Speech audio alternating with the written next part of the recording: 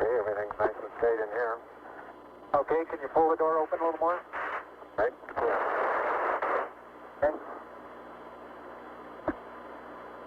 Did you get the main down? I'm going to pull it now.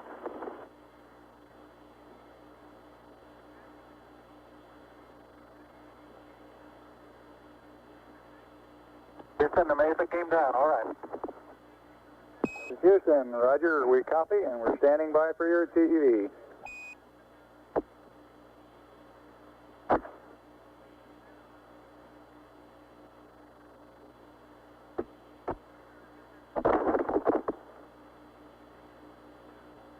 Houston, this is Neil, radio check. Neil, this is Houston, loud and clear. Break, break. Buzz, this is Houston. Radio check and verify TV circuit breaker in. Roger, TV circuit breakers in. And base 5 clear. Roger. And we're getting a picture on the TV. TV. Okay. You got a good picture, huh? There's a great deal of contrast in it, and currently it's upside down on our monitor, but we can make out a fair amount of detail.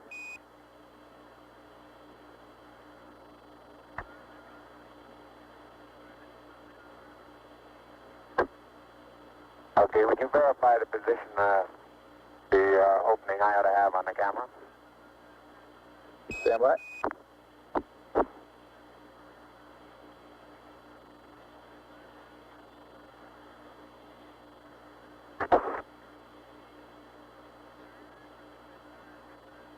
Okay, Neil, we can see you coming down the ladder now. Neil, we can see you coming.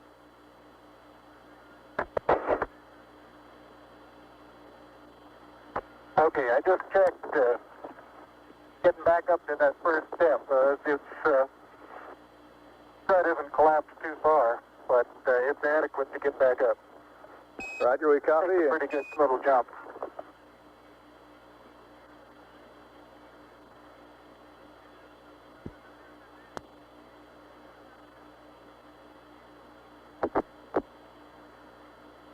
Buzz, this is Houston. F2, I'm at the 1/160th second for shadow photography on the sequence camera. Okay. I'm at the foot of the ladder. The LEM footbeds are only depressed in the surface about 1 or 2 inches, although the surface appears to be very, very fine-grained as you get close to it. It's almost like a powder. Ground mass is very fine.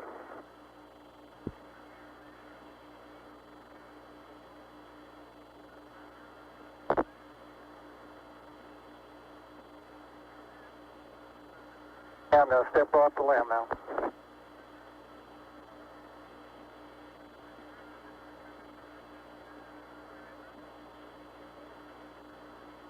That's one small step for man, one giant leap for mankind.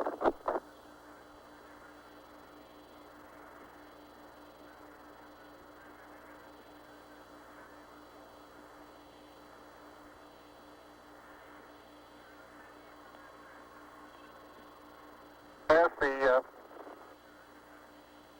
surface is fine and powdery, I can pick it up loosely with my toe.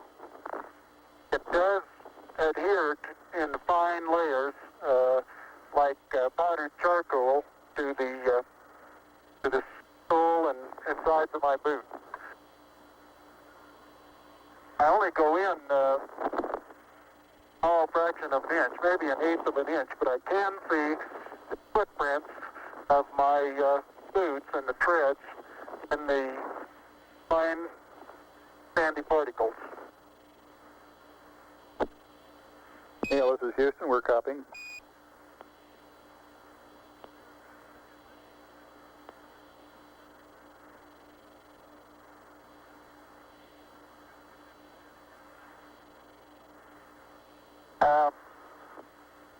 There seems to be no difficulty in moving around as we suspected.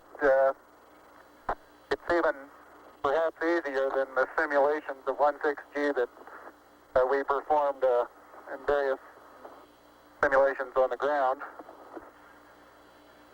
Absolutely no trouble to walk around.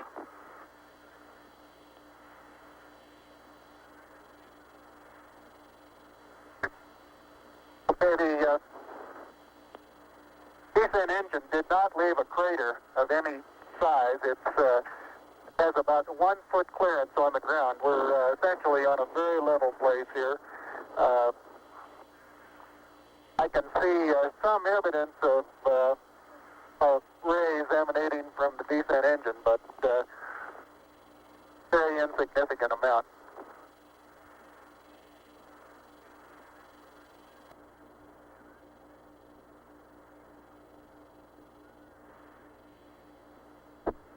Okay, Buzz, we ready to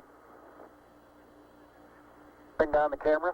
I'm all ready. I think it's 2 miles squared away in good shape. Okay.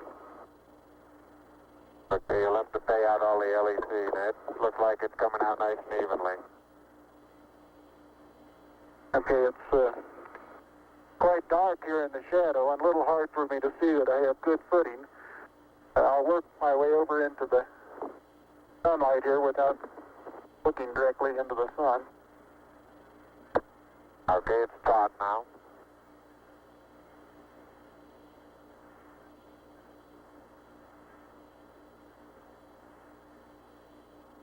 Unofficial time on the first step, 109.2420.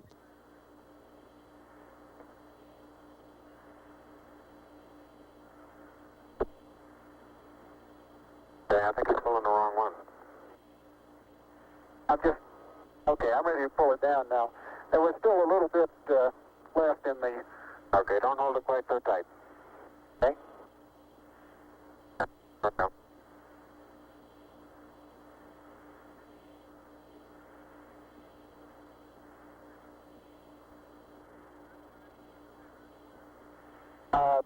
Looking up at the limb, I'm standing directly in the shadow now, looking up at Buzz in the windows.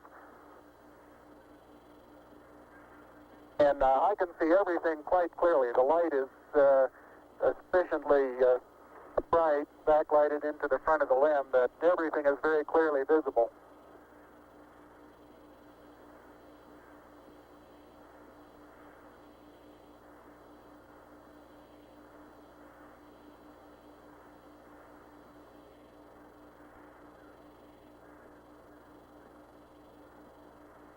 Okay, I'm going to be changing the Omega.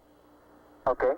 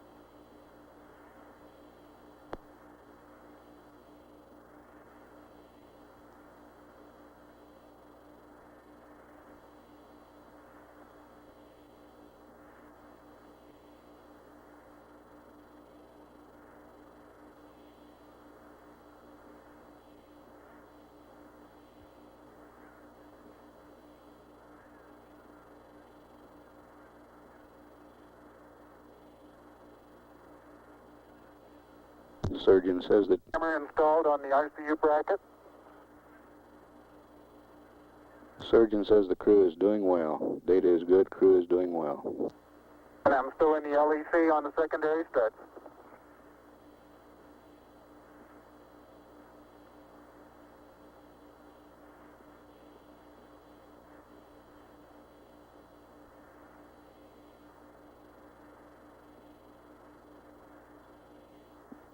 I'll step out and take some of my first pictures here.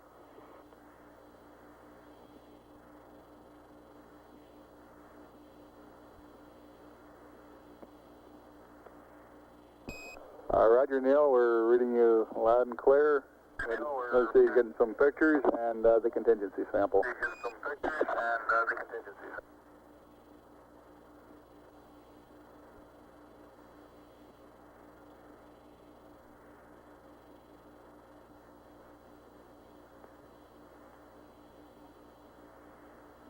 Thirty-five and a half minutes of PLSS time expended now.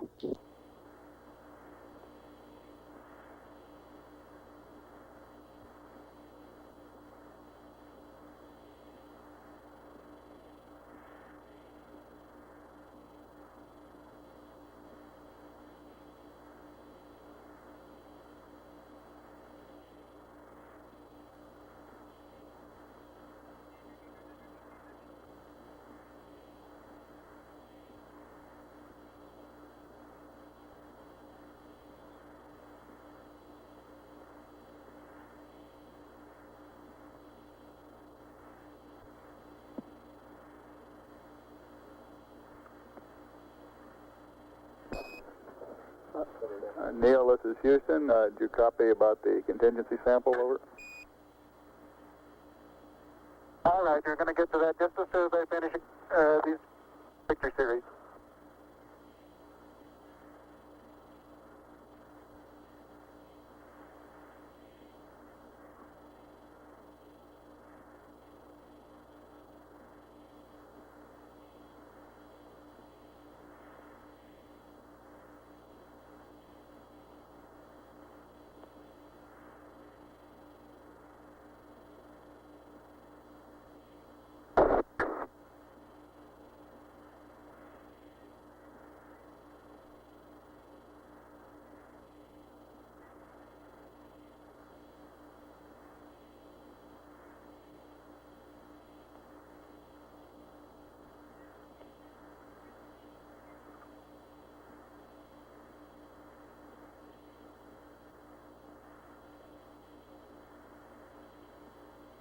Okay, gonna get the contingency sample there, Neil? All right. Okay, that's good.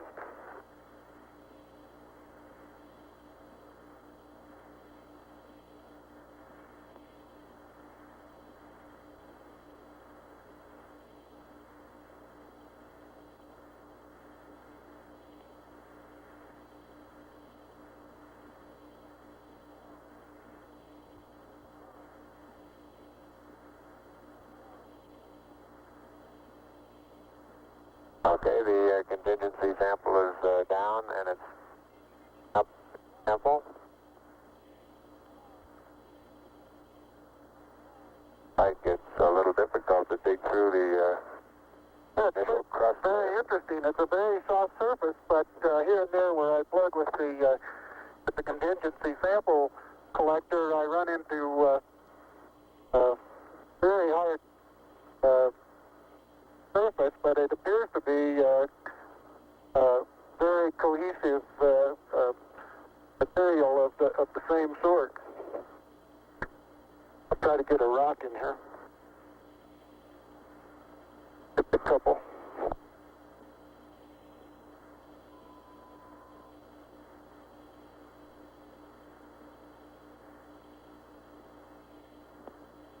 Oh, that looks beautiful from here, Neil.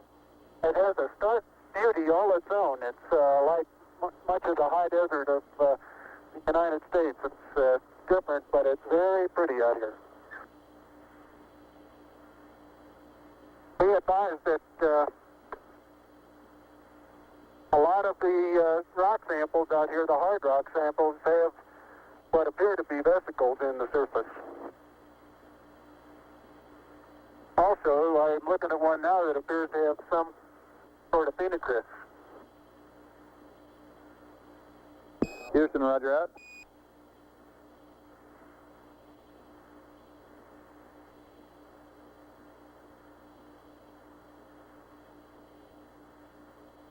Okay, the handle is off the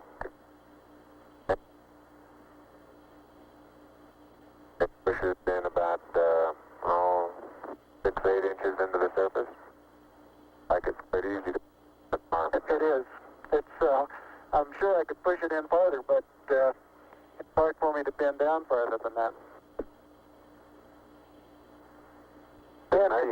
Now you could throw so You far. can really throw things a long way up here.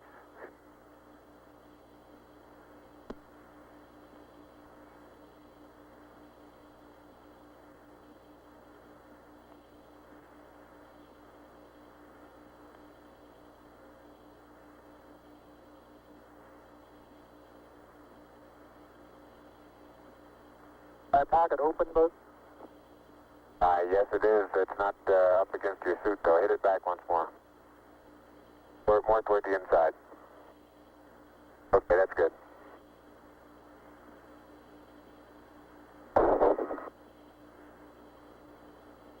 that in the pocket.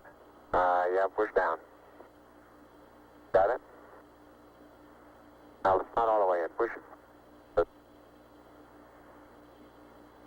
There you go.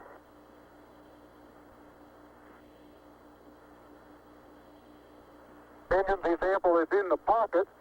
My oxygen is 81%. I have no flags, and I'm in minimum flow. This is Houston, Roger Neil.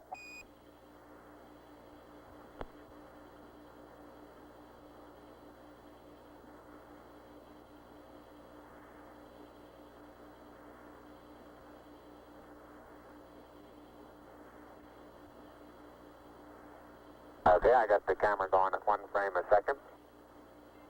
Okay?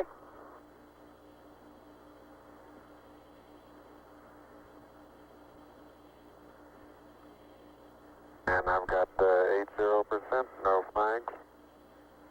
Good.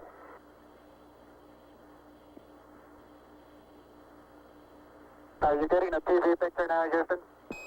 Neil, yes, we are getting a TV picture.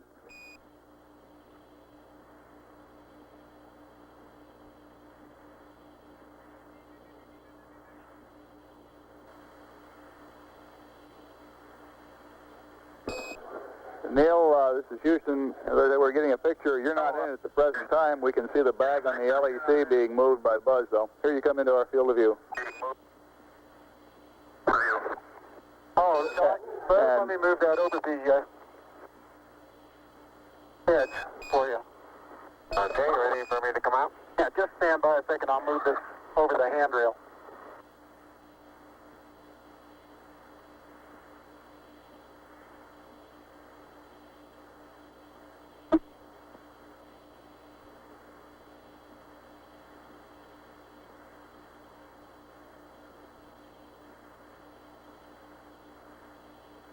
Okay. All right, that's got it. Are you ready? All set.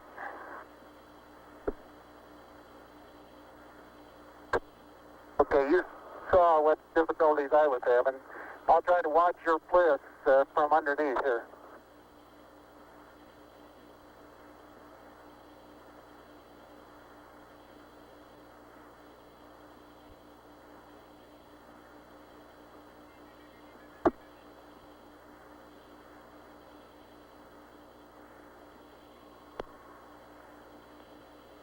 All right, the backup camera is position. Okay, your bliss looks like it's clear and okay. The toes are about to come over the sill.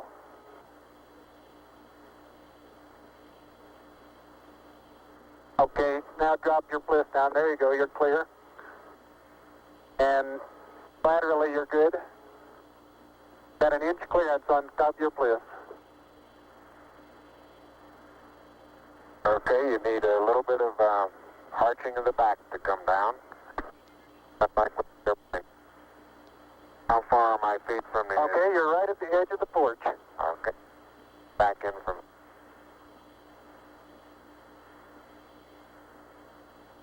Small little foot movement. Porch. Arching of the back. Moment comes up and clears the bulkhead without any trouble at all. Looks good.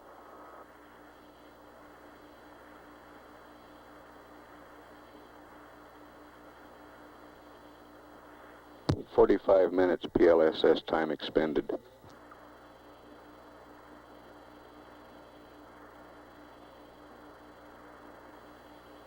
Neil, this is Houston. Based on your camera transfer with the LEC, do you foresee any difficulties in SRC transfer over? Difficulties in SR.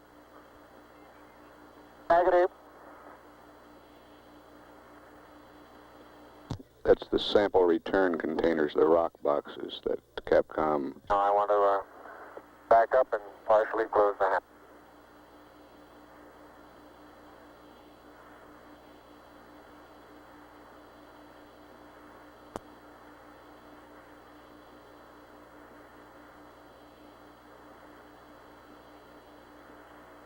Making sure not to lock it on my way out.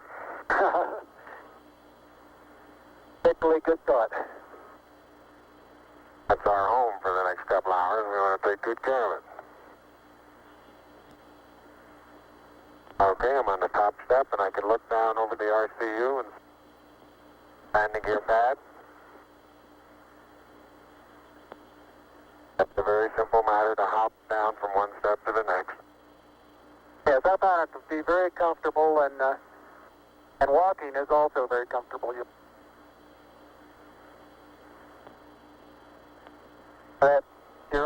You've got 3 more steps and then a long one.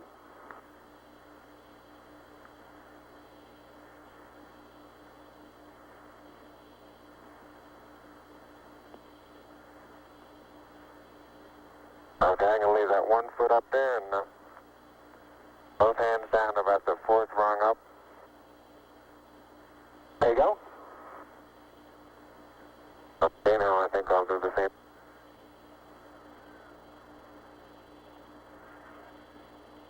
A little more. About another inch. There, you got it? That's a good step. Yep. About a 3-footer.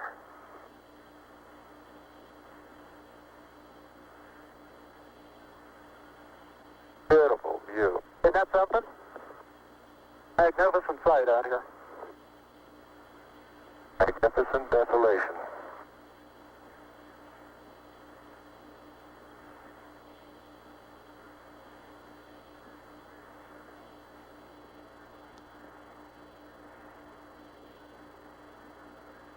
Both PLSS is nominal on consumables.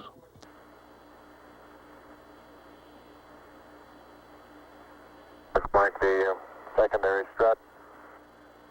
Have little thermal effects on it right here, Neil. Yeah, I noticed that. Seems to be the worst, although similar effects are on all around. There is very, very fine powder, isn't it? Isn't it fine? Right in this area, I don't think there's much of any, but fine powder. Sometimes clouds together, and it's hard to tell whether it's a clod or a rock. Notice how you can pick it out. Yeah, and it bounces, and then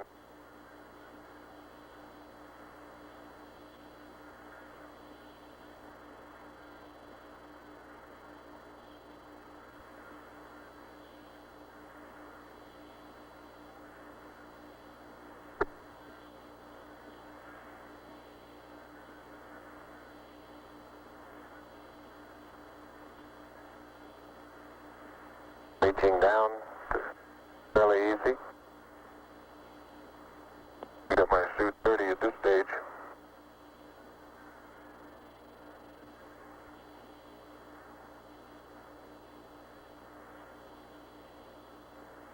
The mass of the backpack does have some effect in inertia.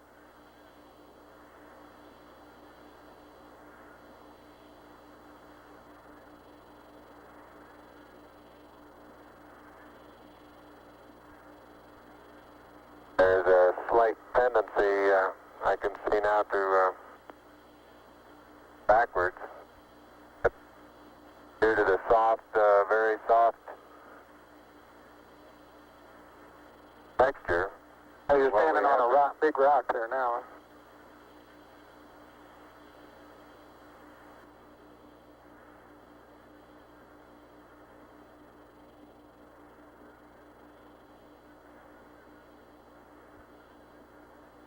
Yeah, it sure didn't. No, it didn't. There's absolutely no crater there at all from the engine. No? I wonder if that right under the engine is where probe might hit. I like that. Yeah, I think that's a good representation of our sideward velocity of touchdown. That folded the probe. I'll see that probe over on the minus Y strut. Broken off and bent back up. That did, didn't it? The other two both bent over.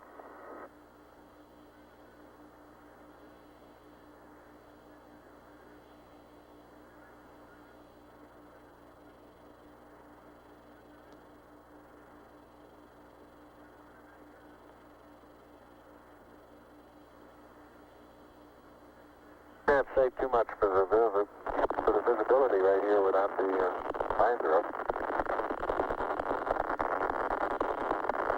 Pretty dark. It looks like there's a surface of a flat rounded rock.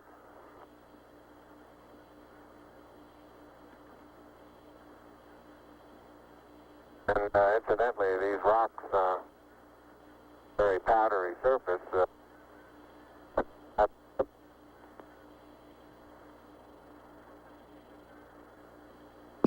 Say again, please, Buzz. You're cutting out. And here's some... I say that the rocks are rather slippery. Roger. Very powdery surface. When it's on there, it fill up all the very little fine porises. They'll tend to slide over it rather easily.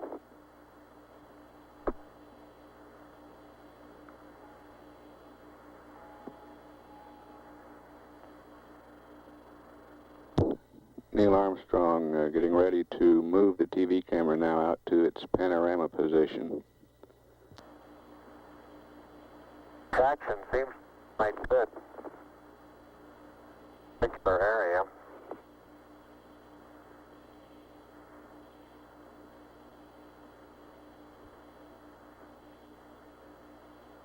Start to lose my balance in one direction, and recovery is quite natural and very easy.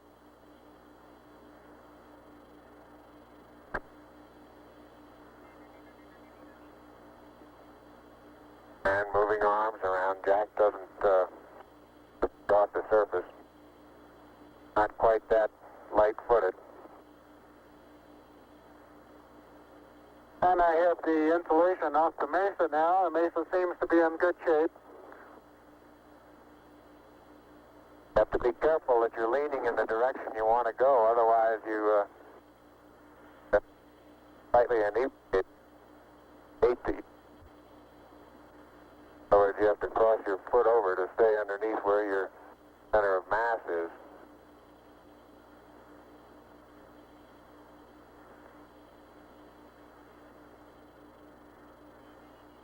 Hey Neil, didn't I say we might see some purple rocks? Find a purple rock? Yep.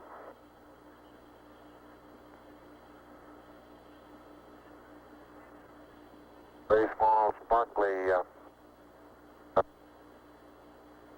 fragments are rock. They're reflecting sun in places. I would make a first guess at some sort of biotite.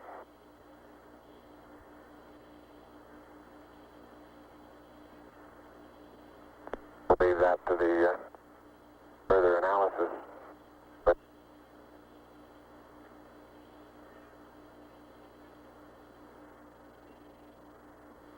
soil compacts underneath. Completely no. You don't sink down more than a quarter of an inch.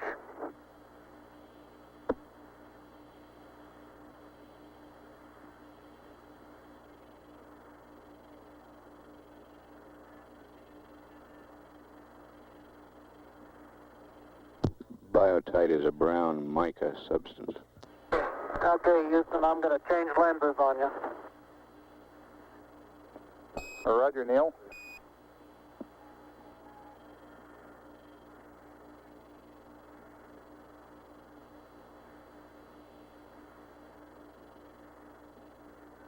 Life support consumables still looking good.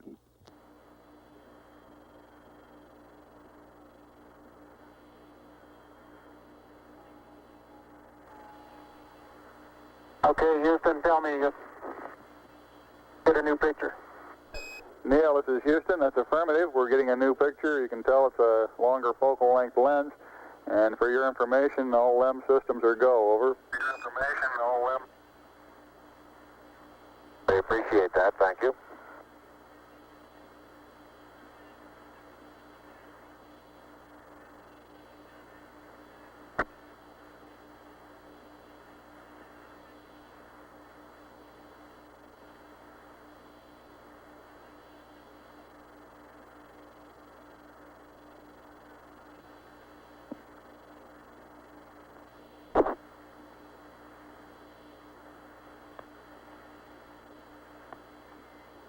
Bill is now unveiling the plaque that is.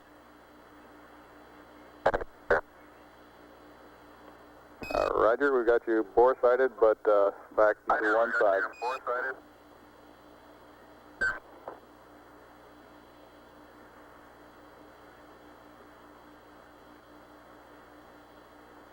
For those who haven't read the plaque, we'll read the plaque that's on the front landing gear of this LEM. There's two hemispheres, one showing each of the two hemispheres of Earth.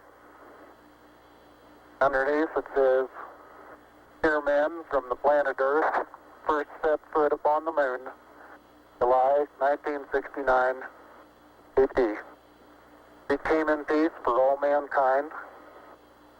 It has the crew members' signatures and the signature of the President of the United States.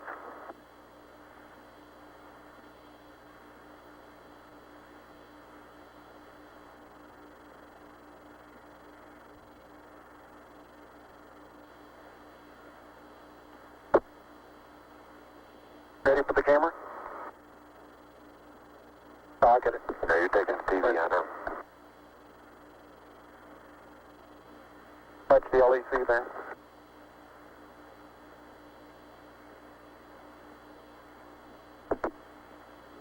I'm afraid these moth materials are going to get rusty.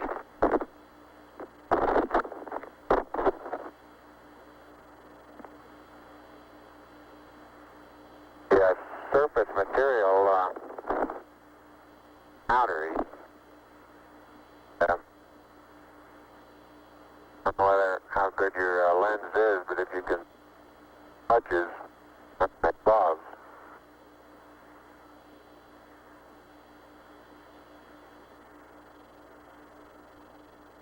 Very much like a very finely powdered carbon, but pretty looking. You pull out some of my cable for me, Buzz?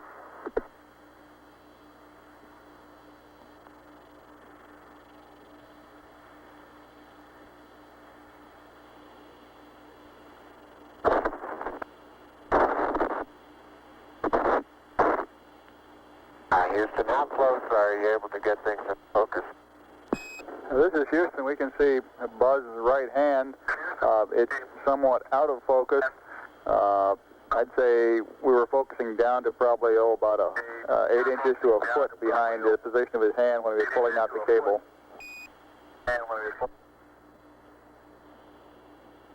Okay, how's the temperature looking there? Temperature of the camera is showing cold. I'm a little cool. I think I'll change.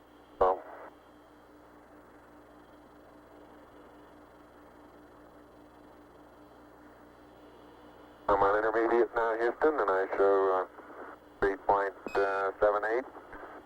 No flags, 74. Houston, roger out. And we'll probably need a little Distance, back location, television camera.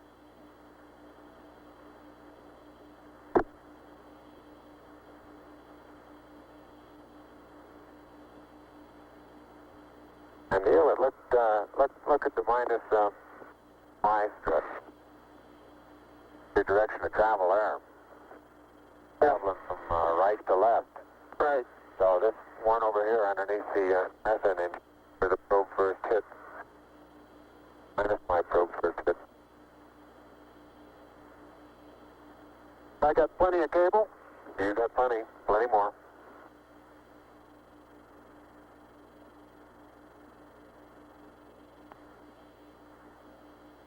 Okay, I think I got the end of it. Something interesting in the bottom of this little crater here. It maybe. Keep going. We got a lot more. Okay. Getting a little harder to pull out here.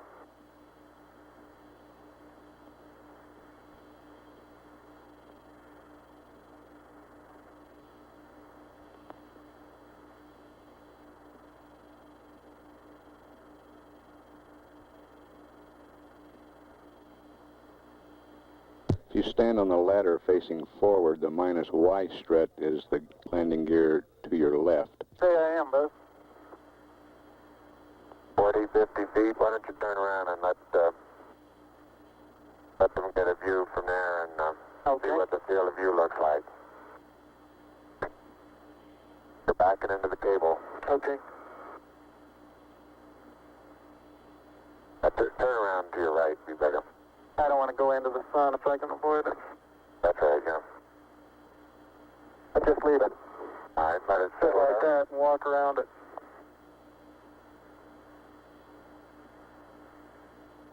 Houston, how's that field of view going to be? Pick up the mesa far away? Right.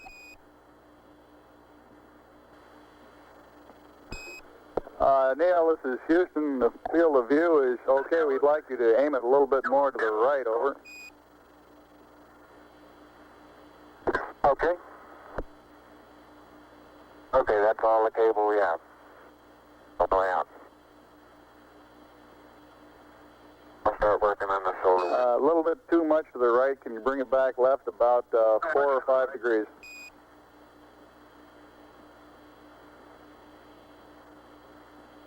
Okay, that looks good, Neil. Hey, that looks good. Okay, now, think I ought to be farther away or closer? Can't get too much further away. Let's try it like that for a while. I'll get a couple panoramas with it here. Roger, you look okay as far as distance goes, Neil, and we'll line you up again when you finish the panorama. You're going too fast on the panorama sweep. You're going to have to stop for... I haven't stopped. I haven't set it down yet. That's the first picture in the panorama. Right there. Roger.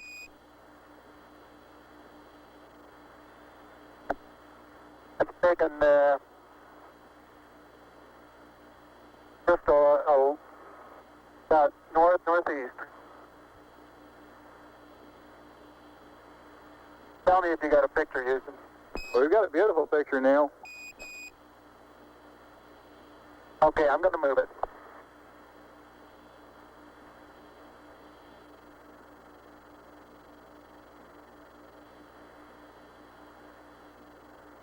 Okay, there's another good one.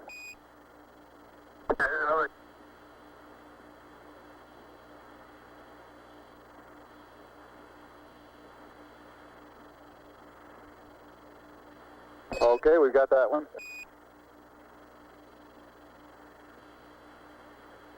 Okay, now this one's right down sun, straight west. And I want to know if you can see an angular rock in the foreground. Roger, we have a large angular rock in the foreground, and it looks like a much smaller rock a couple of inches to the left of it, over. Right, and then on beyond it about 10 feet is an even larger rock that's very rounded. That rock is about, the closest one to you is about sticking out of the sand about 1 foot. It's about 1.5 feet long, and it's about 6 inches thick, but it's standing on edge. Roger.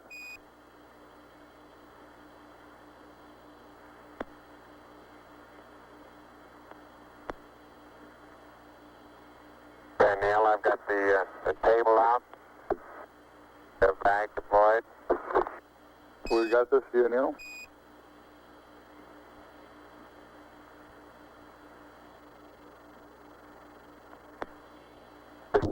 Straight south.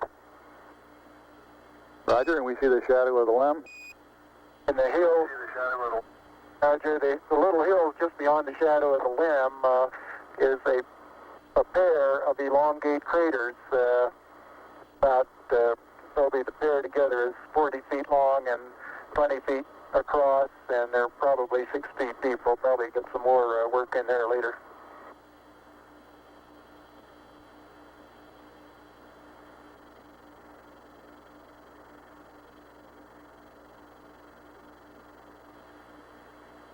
Roger, and we see Buzz going about his work. How's that for a final?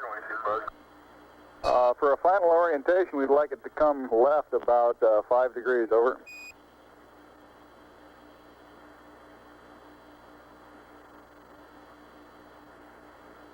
Back to the right about half as much. Okay.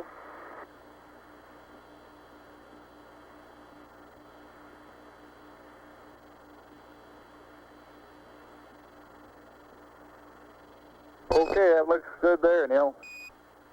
Yeah, that looks good there. Okay.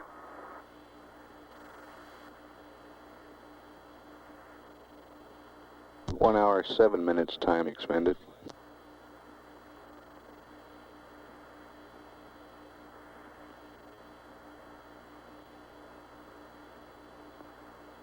Okay, you can make a mark, Houston.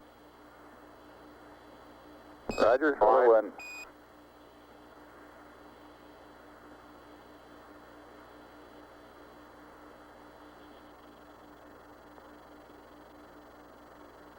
And incidentally, you can use the shadow that the staff makes to assist you in getting it perpendicular.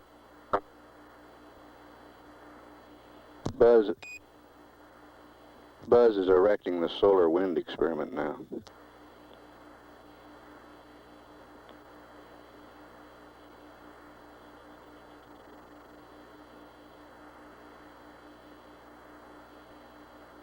Some of these small depressions big soft, and you tend to think, oh, maybe 2 or 3 inches. I can suggest exactly what the layer pictures showed when they pushed away a little bit. You can force transmitted through the upper surface of the soil, and about 5 or 6 inches away, it breaks loose and moves as if it were caked on the surface, when in fact it really isn't. I noticed in the soft spots where we have footprints nearly an inch deep that the soil is very cohesive, and it will retain a slope of probably 70 degrees on the side of the footprint.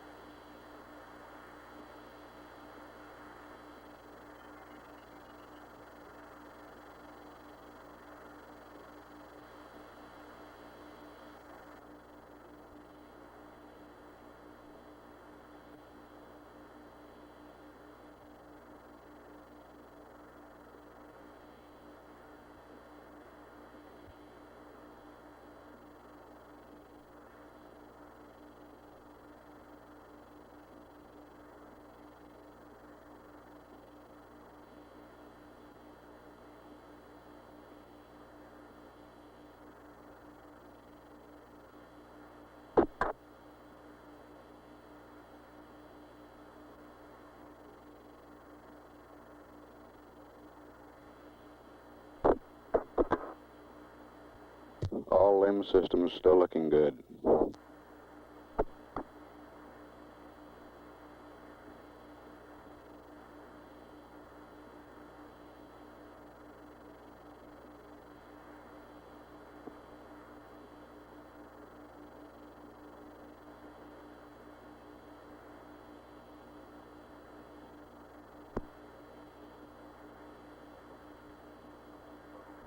Okay?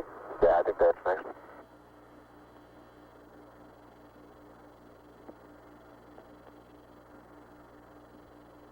Did it come on?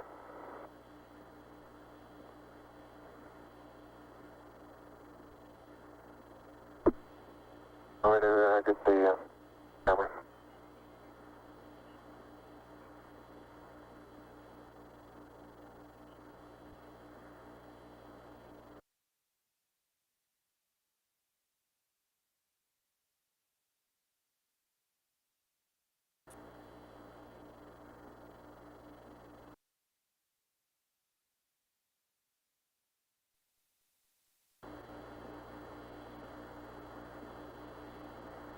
Head up to the rocker.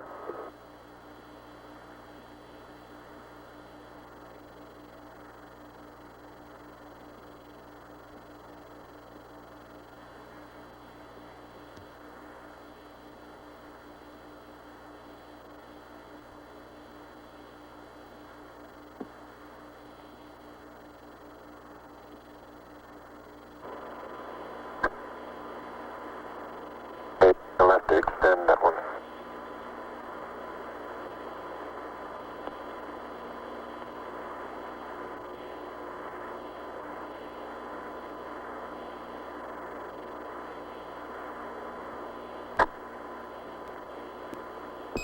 Columbia, Columbia, this is Houston, ALS, over. Houston, ALS, over.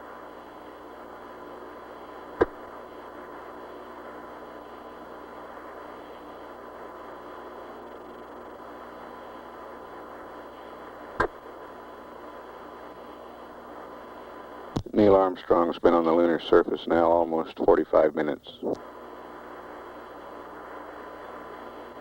Thanks, man. I don't have the camera.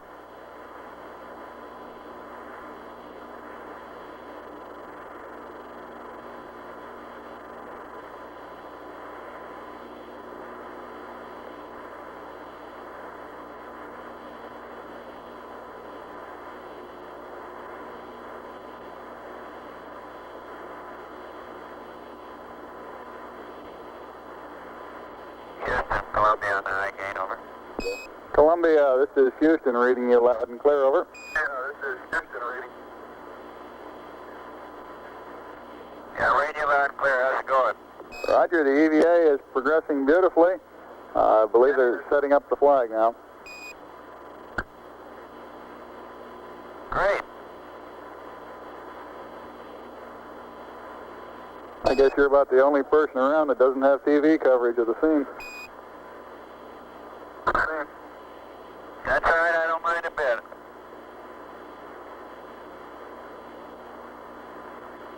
How is the quality of the TV? Oh, it's beautiful, Mike. It really is. Oh, geez, that's great. Is the lighting halfway decent? Yes, indeed. They've got the flag up now, and you can see the stars and stripes on the lunar surface. Now, and you can see the stars and stripes on the lunar surface. Beautiful, just beautiful.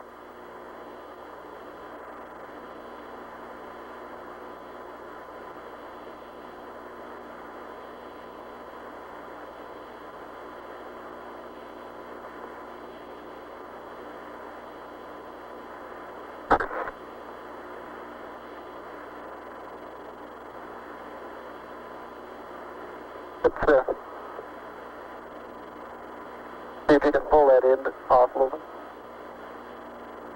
Straighten that end up a little.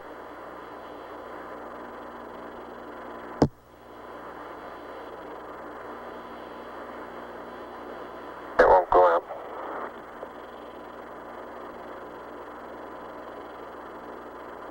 Okay.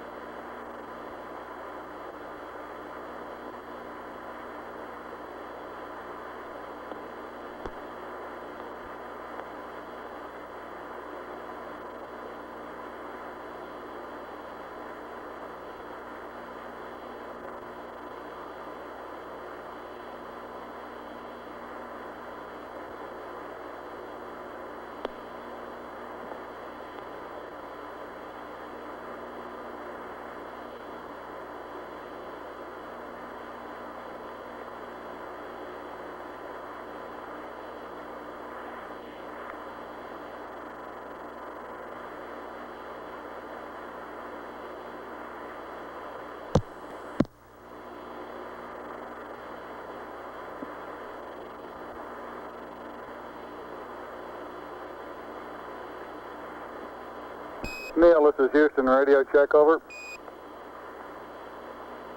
All right, you're Houston, loud and clear. Roger out. Loud and clear, Houston. Roger, Buzz.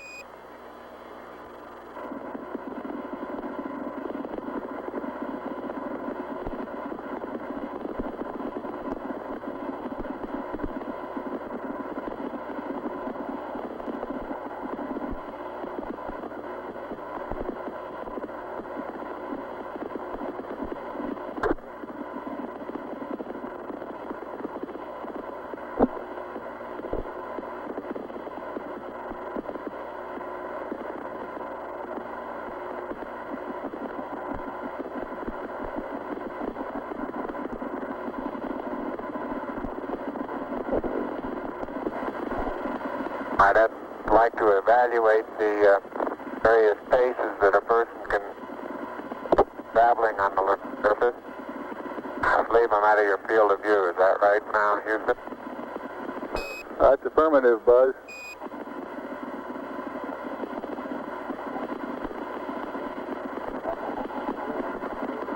You're in our field of view now. You do have to be. All right, you do have to be rather careful to keep track of where your center of mass is. Sometimes it takes about 2 or 3 paces to make sure that you've got your feet underneath you.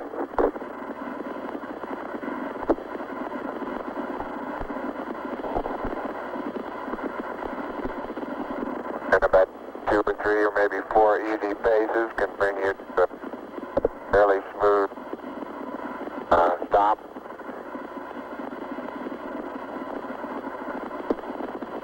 Direction. Like a football player, you just have to put out to the side and cut a little bit.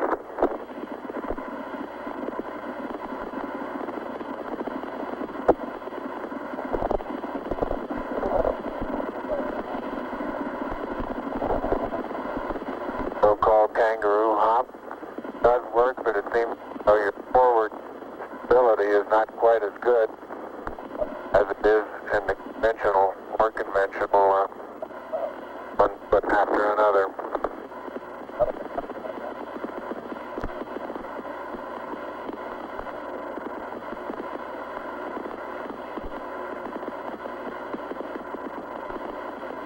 As far as saying what a sane pace might be, I think the one that I'm using now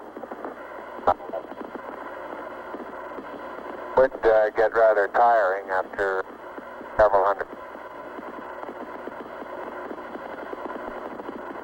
But this may be a function of the suit as well as lack of gravity force here.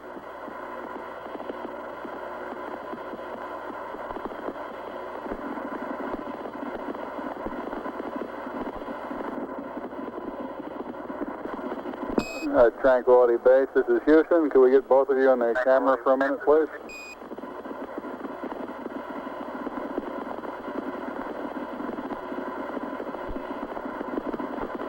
Say again, Houston? Roger, we'd like to get both of you in the field of view of the camera for a minute.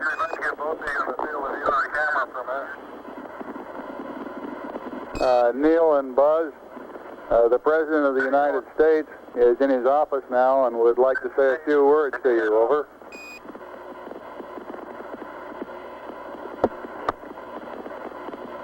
That would be an honor. Go ahead, Mr. President. This is Houston out.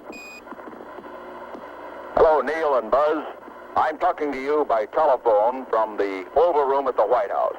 And this certainly has to be the most historic telephone call ever made. I just can't tell you how proud we all are of what you do. For every American, this has to be the proudest day of our lives. And for people all over the world, I am sure they too join with Americans in recognizing what an immense feat this is. Because of what you have done, the heavens have become a part of man's world. And as you talk to us from the Sea of Tranquility, it inspires us to redouble our efforts to bring peace and tranquility to Earth. for one priceless moment in the whole history of man, all the people on this earth are truly one. One in their pride in what you have done, and one in our prayers that you will return safely to earth.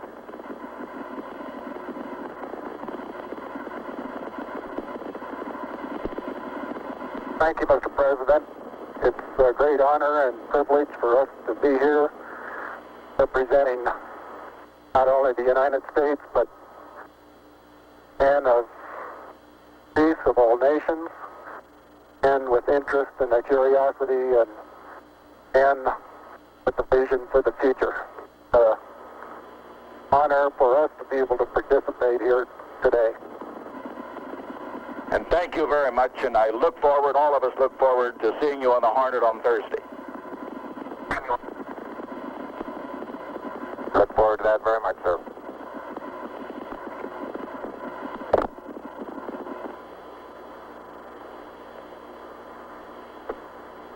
Columbia, Columbia, this is Houston, over. Loud and clear, Houston. Roger, I've got a P-22 auto optics pad for you.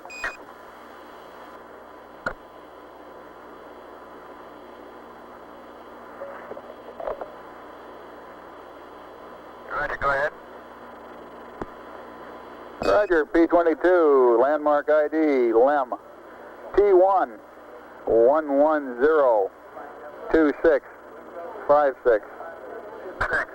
T2, 110-3206, 3 miles south.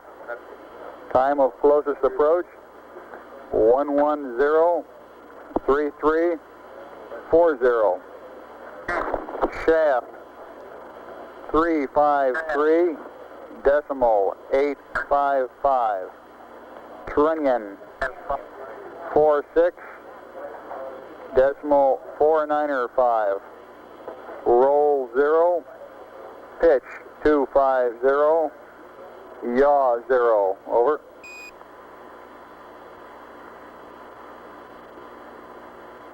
Roger, thank you. Feedback now required. Roger, out.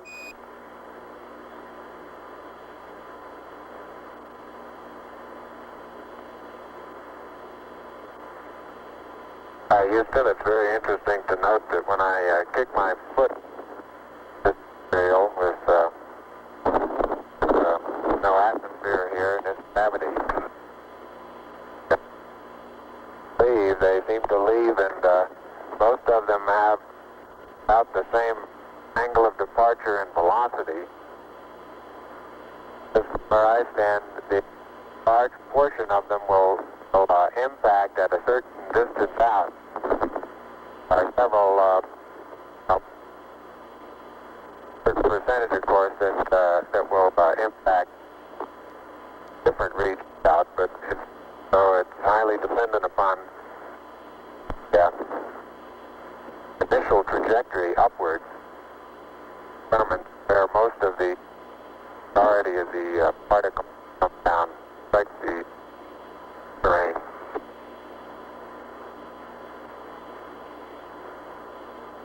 Roger, Buzz, and break, Columbia, this is Houston. When you track out of high gain antenna limits, request Omni Delta. Omni Delta, over. Oh, man. I've noticed several times in going from the sunlight into the shadow that just as I go in, I catch an additional reflection off the LEM, along with the reflection off my face onto the visor, makes visibility very poor just at the transition sunlight into the shadow. I essentially have so much glare coming onto my visor, I'm under shadow until helmet actually gets shadow, and then it takes a short while for my eyes to adapt to lighting conditions. Inside the shadow area, visibility, as we've said before, is not too great, but both visors up.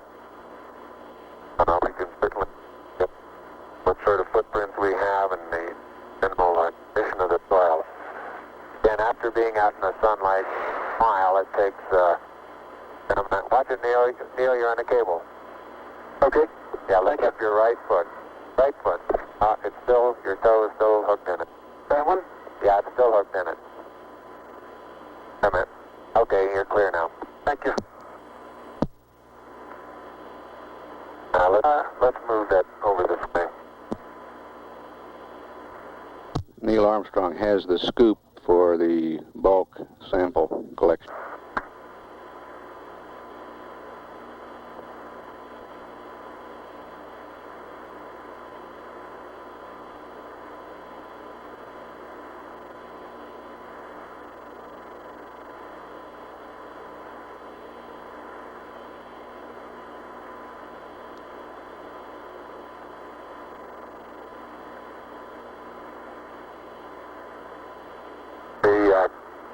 The boot color of my boots have completely disappeared now into this small.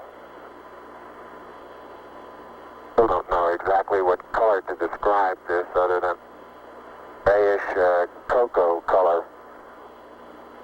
Seems to be covering most of the wider part of the boot. Color that had very fine particles.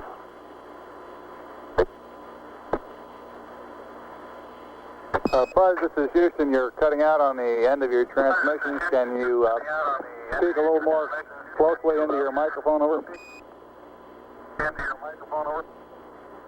Roger, I'll try that. Beautiful. Now I had that one inside my mouth that time. Sounded a little wet. All wet.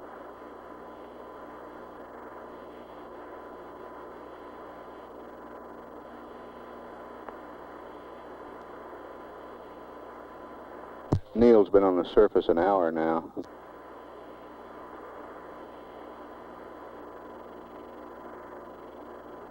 Buzz, not quite 20 minutes, less than that.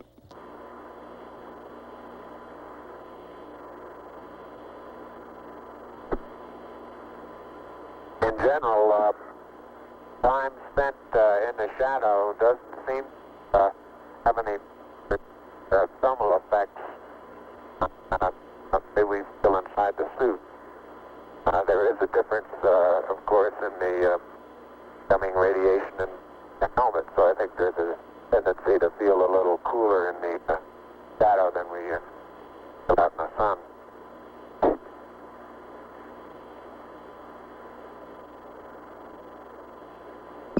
Columbia, this is Houston, over. Over.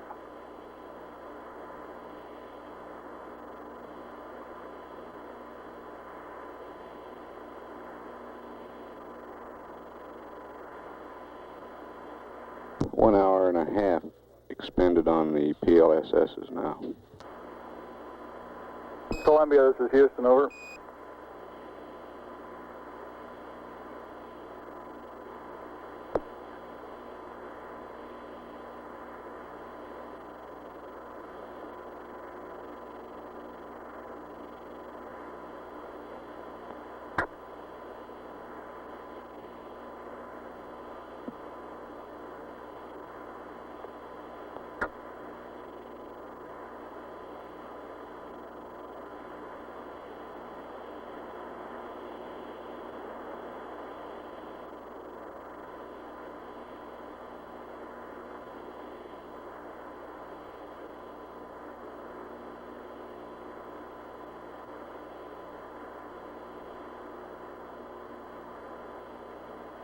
Columbia, this is Houston, over.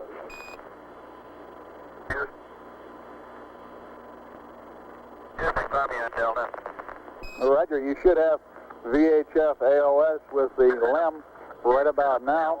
VHF LOS will be at 40 minutes, 15 seconds, over. Thank you.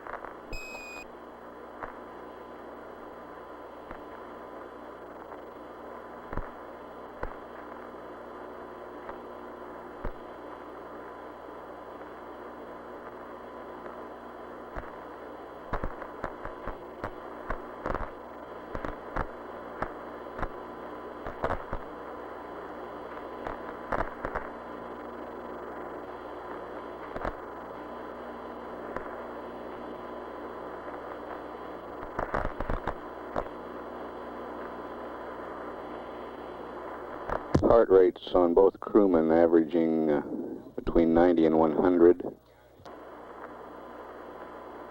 Flight surgeon reports they're right on the predicted number of the BTU units expended in energy of work.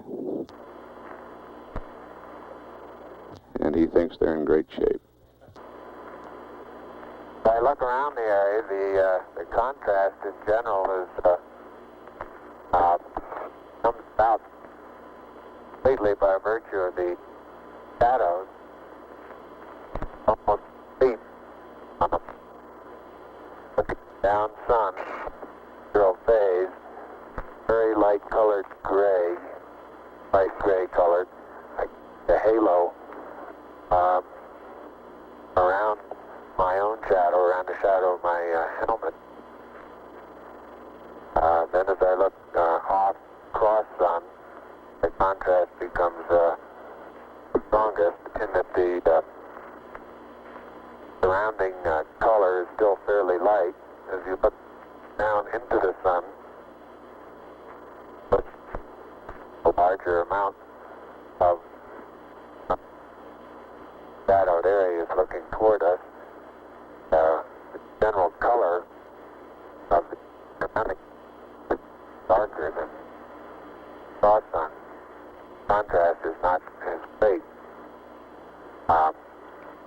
Surveying all the dusty area that we've picked up, considerably darker in texture. Now, I've picked up one. I imagine that this has been out by certain impacts that we've that's a distinct surveyor. The same is true if I survey cross sun along the area that we've been walking. General, in addition to the fact that there are footprints there, general terrain where I've been up out of this surface trail is generally of a darker contrast surrounding color.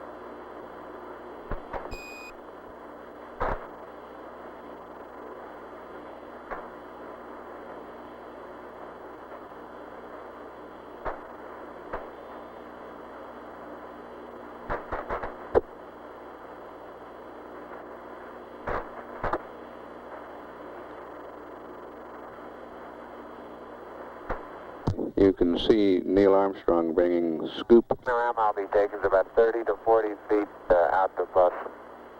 But Say again, which strut, please, Buzz?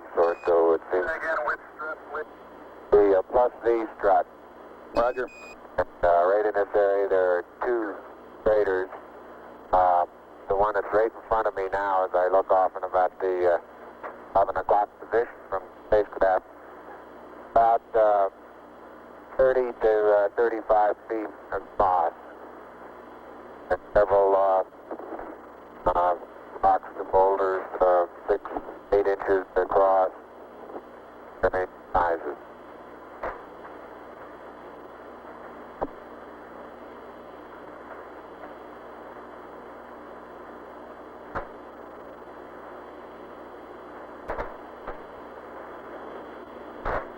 Neil is filling the bulk sample bag attached to a scale. You can see him in the picture. Buzz is behind the limb at the -Z strut.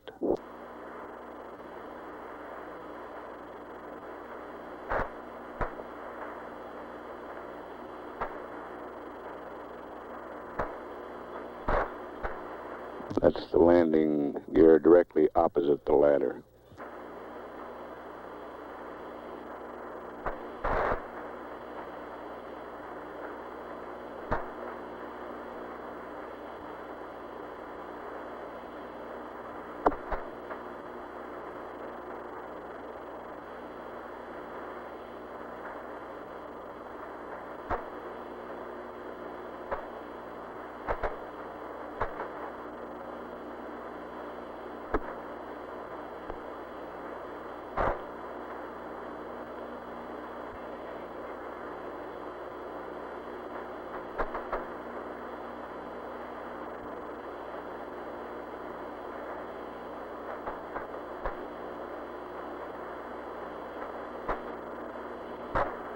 Neil's been on the surface about an hour and 10 minutes now.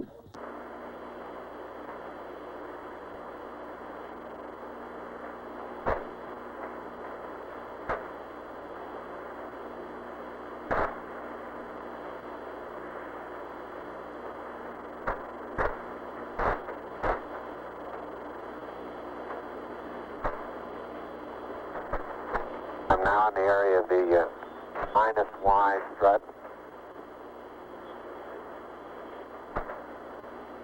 Taking some section photographs.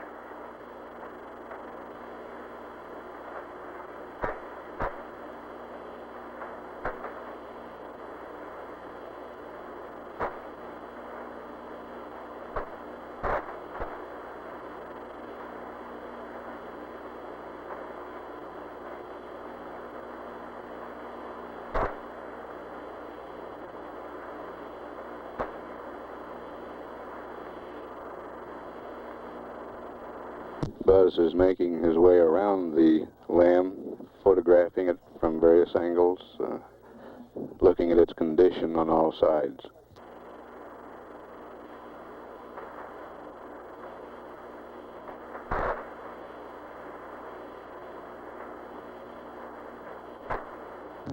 Neil's still occupied with the bulk sample.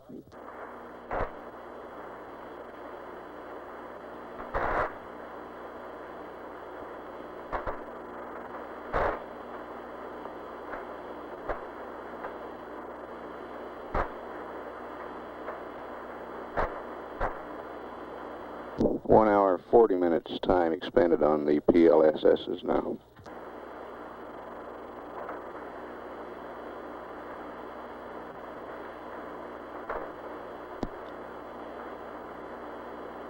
How's the bulk sample coming, Neil? Bulk sample is just being sealed.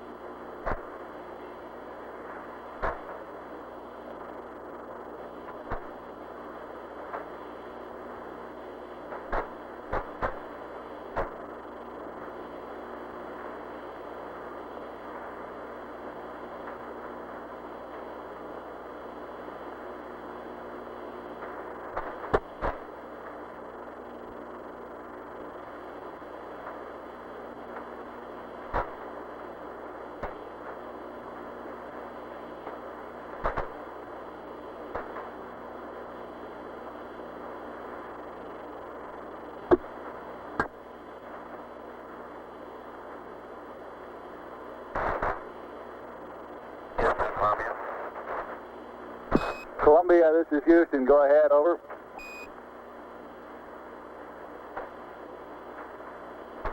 Roger, no marks on the left that time. I did see a suspiciously small white object move forward and burn.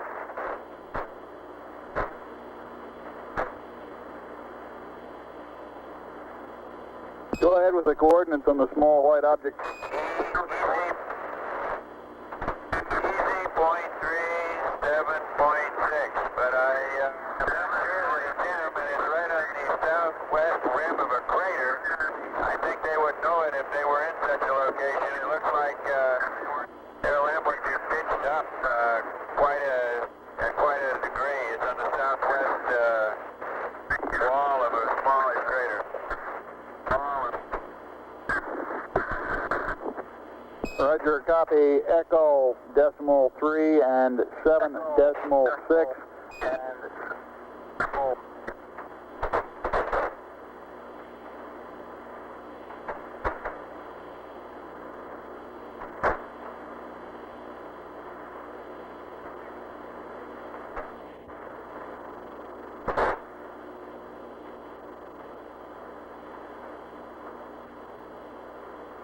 And Columbia, this is Houston. While I'm talking to you, LOS will be at 111 19er 31. ALS 112 05 43. Over.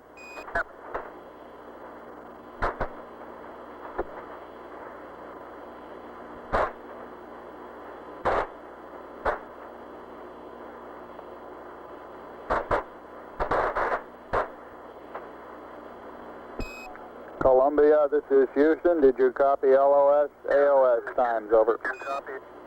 AOS. Negative, Houston. You're broken. Disregard him. I cut him off the flight plan. Roger, out.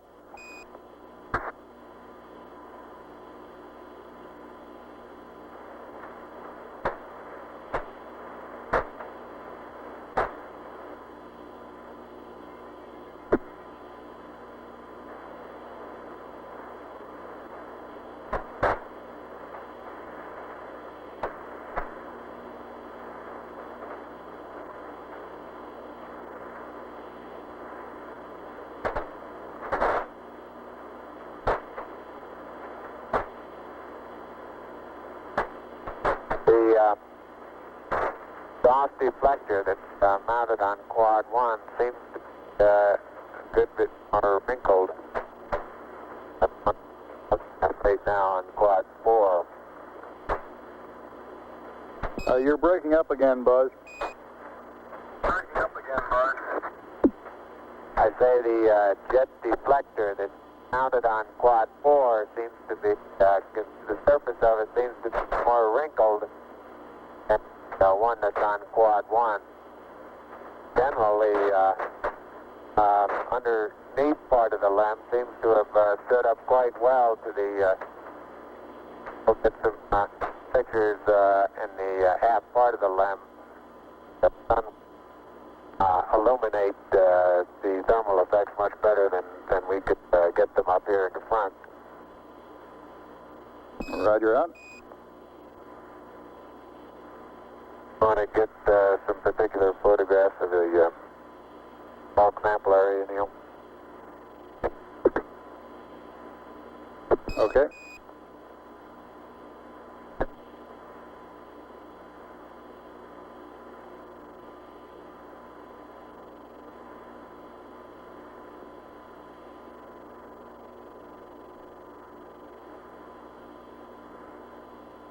And Houston, Buzz here, I'm showing 3.78 SI.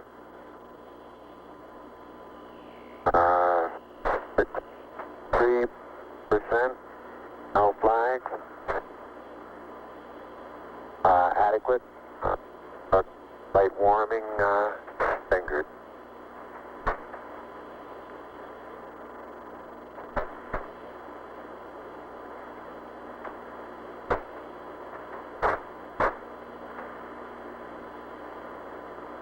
Roger, and Neil has 66%, O2, no flags, minimum cooling, and the suit pressure is 382. Houston, roger, out.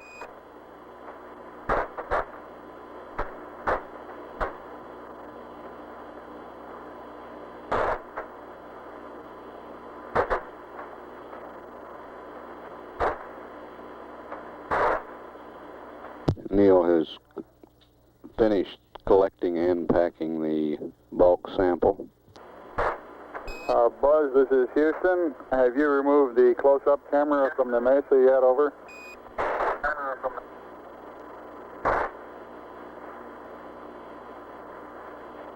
Negative, thank you.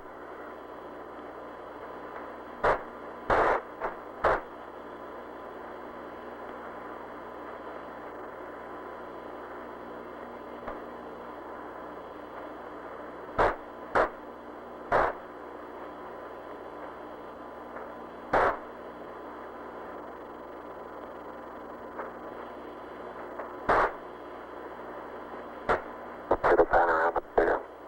Okay.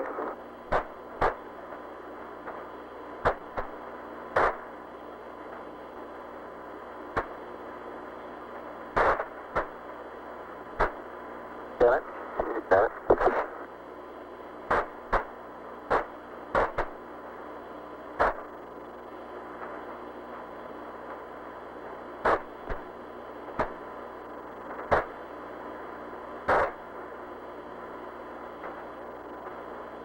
Houston, how does our timeline appear to be going? Roger, it looks like you're about a half hour slow on it. We're working on consumables. Over. All right.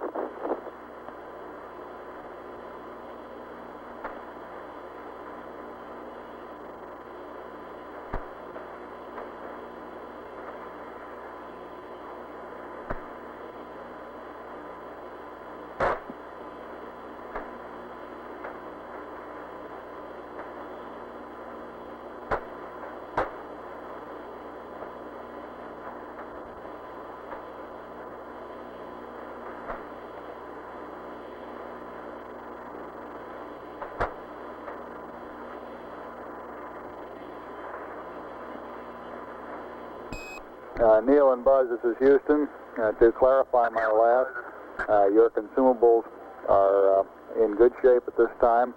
The 30-minute reference was with respect to the nominal timeline. Over. Roger, I understand that.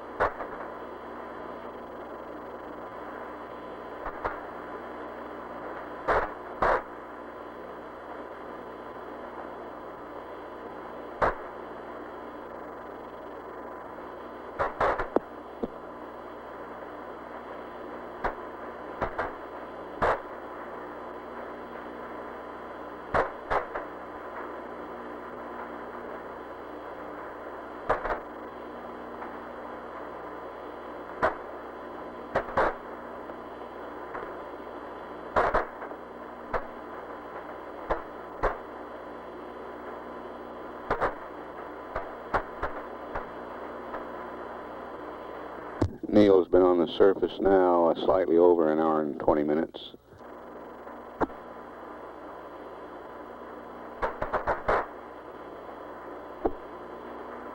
We don't note any abnormalities in the limb.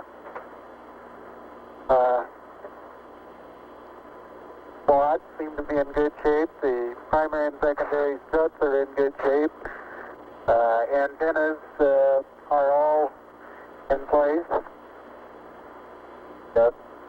There's no evidence of problem underneath the limb due to either the engine exhaust or drainage of any kind.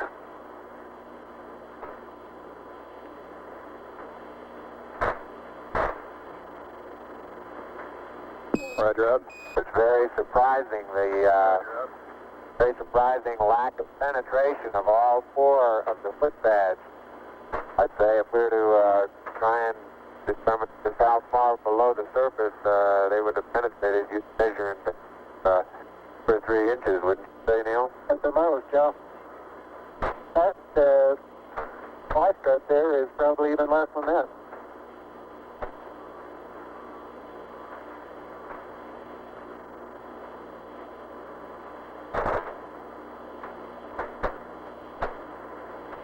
All right, great job.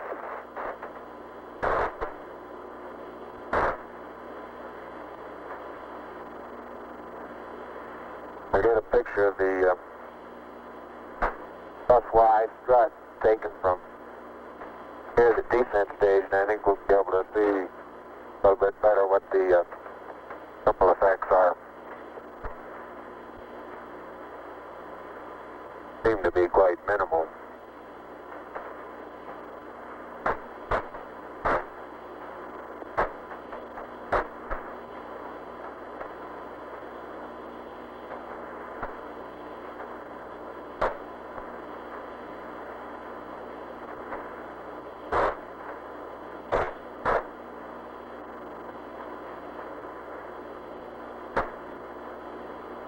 This one picture taken the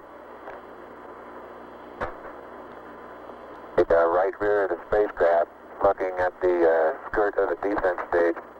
So a slight darkening of the surface color, a rather minimal amount of radiating or etching away or erosion of the surface.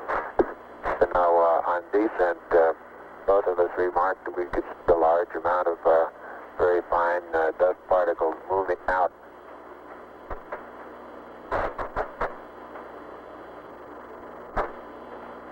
It was reported beforehand that we would probably see an outgassing from the surface after actual engine shutdown, but I recall I was unable to verify that.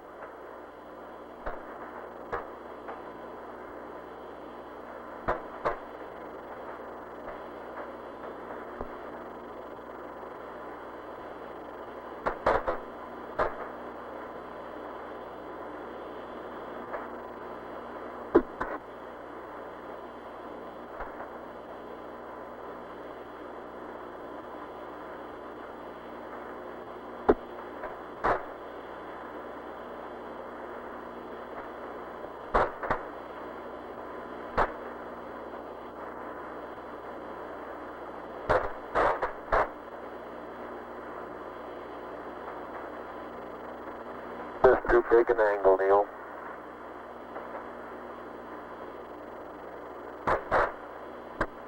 Yep. I think you're right.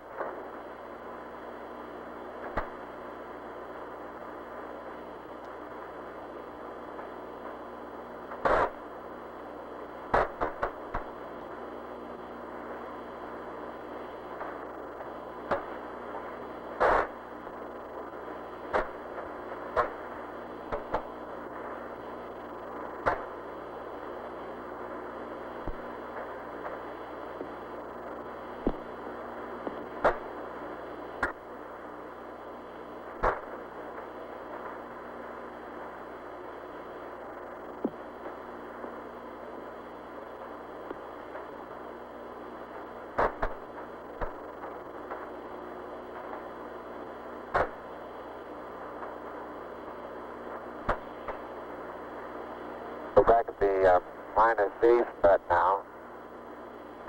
Stereo pair we're taking to the bed will take very little force of impact that we actually had.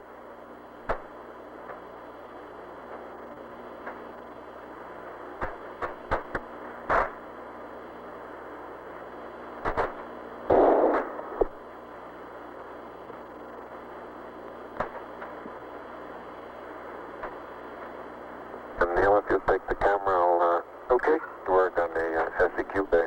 Right? Columbia, Columbia, this is Houston. I noticed that Columbia, this is Houston. Go ahead, bud. Okay. Try to get some close-up pictures of that, Ron.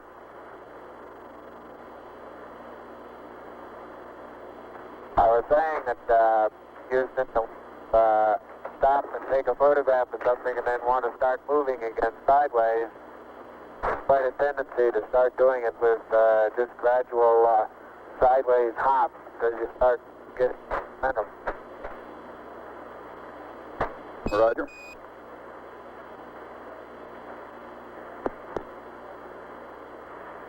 Can you see us underneath the LEM over at the SEQ bay, Houston? Yes, indeed, Buzz. We can see your feet sticking out underneath the structure of the LEM descent stage. Okay, I'm just on the other side of the... Now we can see you through the structure of the minus Z secondary strut.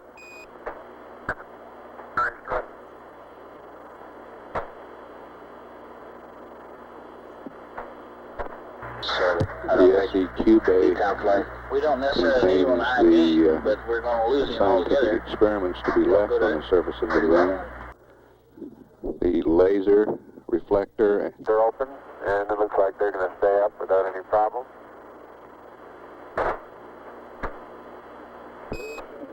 Columbia, Columbia, this is Houston. We're about to lose you on the Omnis. Request high gain antenna. React mode. Pitch 20. Yaw 135. Over. It's 175 flight. Gonna pick an area, Neil. Make that yaw 175. Columbia, yaw 175 on the high gain. Clearly is locked up on the high gain, Houston. Roger out. Sergeant, full flight. Go flight. How you doing? Doing real fine. They're still working below the predicted curve now. EMU flight. Go ahead, flight. How you doing? We're getting an update here in a minute. I'll get it to you in a second. All right.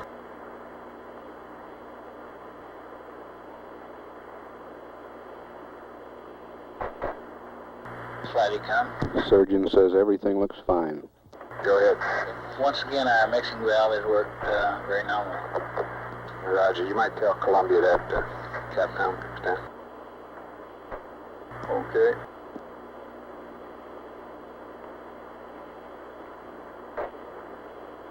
Yes. He can if he's watching it.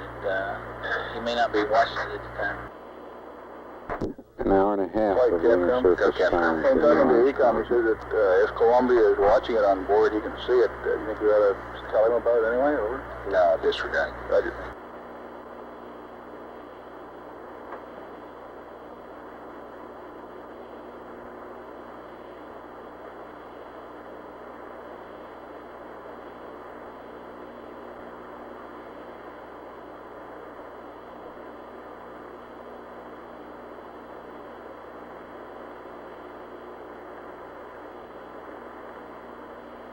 Houston, the passive seismometer has been deployed manually. Roger.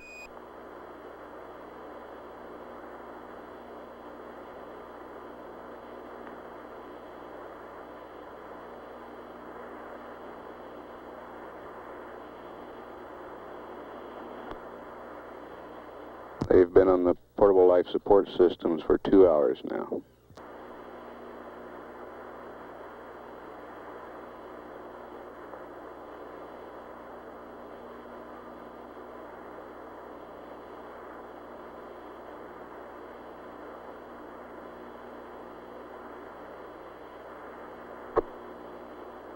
And the manual deployment of the LR cubed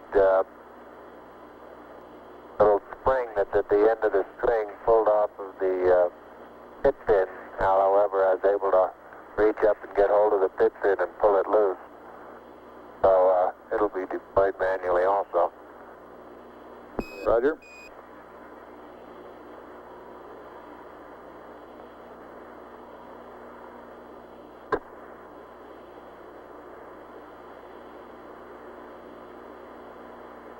And the panorama is complete in the limb, about the limb 730 position at about 60 feet.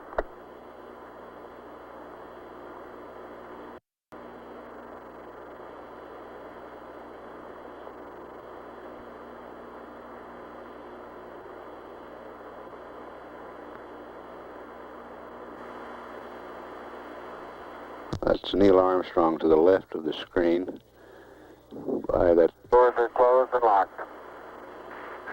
Roger.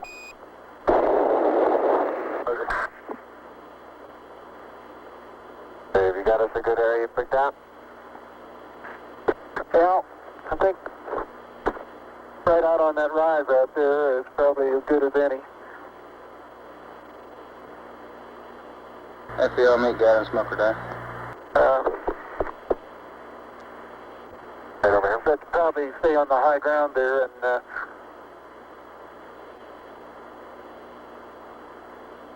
Watch at the edge of that crater is yeah, rather that's real soft there, isn't it? Get a couple of close-ups on these quite rounded, large boulders.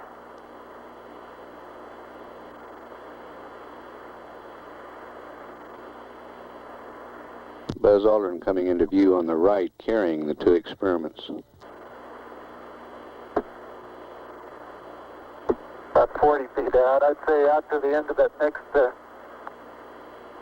Now it's going to be a little difficult to find a good level spot here. top of that next little ridge there. Wouldn't that be a pretty good place?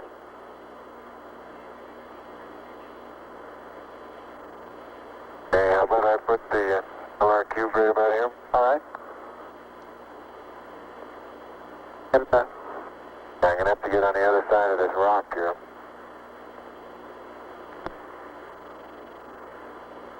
I would go right around that crater to the left there. Isn't that a level spot there? I think this right here is just as level. Okay.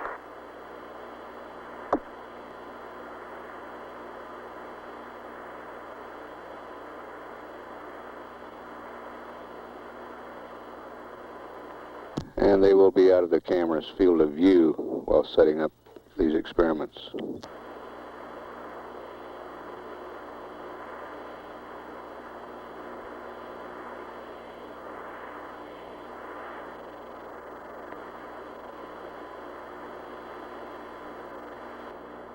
The boulders look like basalt, and they have probably 2% white minerals in them, white crystals. And the thing that I reported as vesicular before, I don't believe I believe that anymore. I think it's small craters.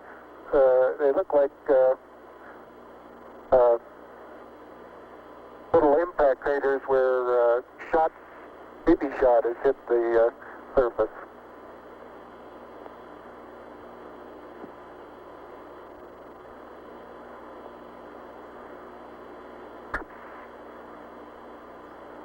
EMU flight. Bad flight? How you doing? Okay, it looks like we recovered a little bit. We've got about 15 minutes, and for the extension, be on the 240. Consumable-wise, how you counting the 240? Where'd you start? The clock up. Are you on the clock up front? Roger. That's the one that was started when he when Buzz hacked his watch. Depressurize the cabin, Roger. We just keep slipping the activities back and projecting our profiles. And the current rate right now is around 15 minutes beyond 240. Okay, and you're going with that clock up there? That's firm.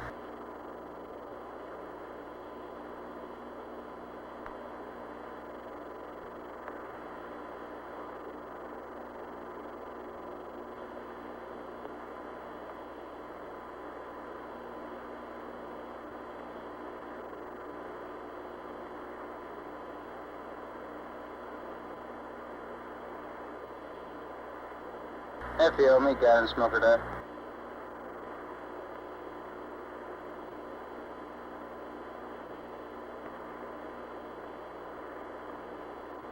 Hi, Houston. I have the seismic experiment flipped over now, and I'm aligning it with the sun. I'm having a little bit of difficulty getting the beep to go in the center.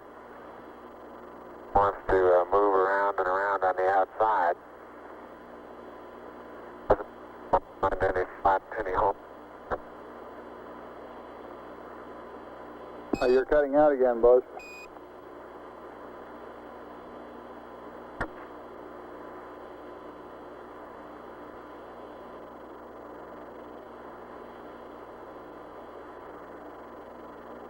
Roger, I say I'm not having too much success in leveling the PSE experiment.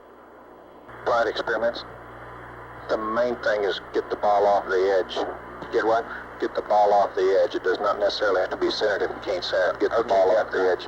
Yeah, he said he was having trouble getting it off the outside at all. I thought he said getting out center. I miscopied then. So it seemed to be going around the outside.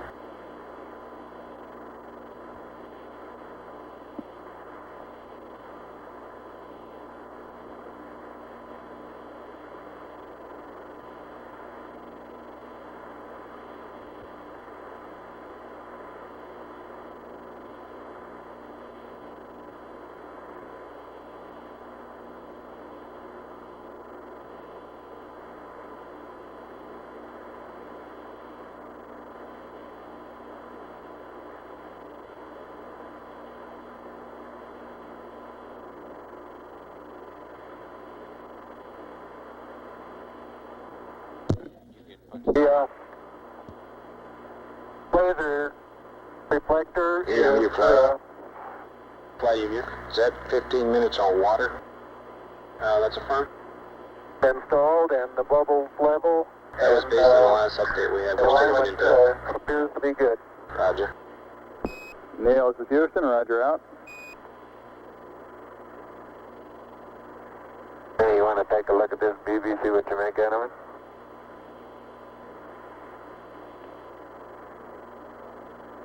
I found it pretty hard to get perfectly level too. That baby likes the outside. It won't go on Experiments, the inside. Flight experiments. I think I drowned him out. I think he just said it stays on the outside. Cup is convex now instead of concave. I think you're right. I believe it is. Houston, I don't think there's any hope of using this leveling device to come up with an accurate level. It looks to me as though the cup here that the BB is in is now convex instead of concave, over.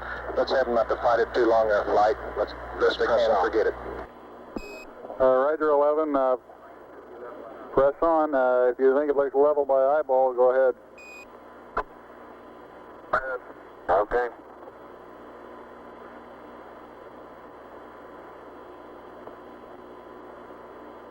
Surgeon from flight. The bubble they're Flight, they discussing look okay to is you? on a Looking leveling fine. There's device predicted. on the Okay. passive seismometer.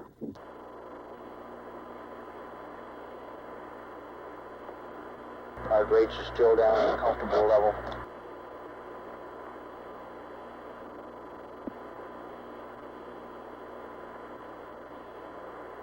One going, huh? Okay, Capcom FAO, flight, surgeon and EMU on the loop. Okay, it looks like we can stand about another 15 minutes based on water. Surgeon says they're doing okay. There you go. Seems to me we ought to tell them that we're good for an extra 15 minutes and we'll give Buzz a mark at -10 when to start in. Okay? Buzz, do you agree?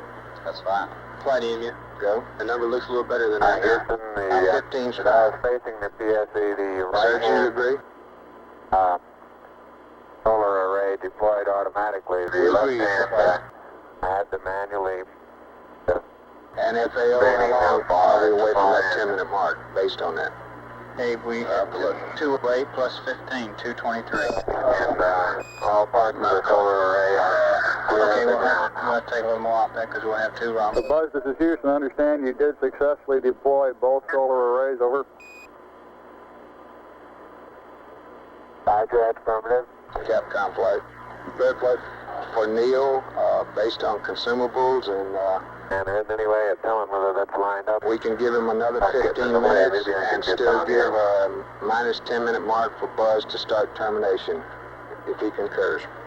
Okay, is Neil ahead or behind Buzz on consumables? I think Neil's ahead. Is that right, EMU? Flight EMU? Neil's using less, right? Neil appears to be That's winning. firm. LMU is the one that's down. Okay, go ahead, Capcom. Okay, for my information, would Buzz then be going in closer to nominal time? I don't follow you. We're going to give the total thing 15 minutes, and we'll still give Buzz a 10-minute minus 10 mark to start in based on that. All EVA 15 minutes. Yes, if he agrees.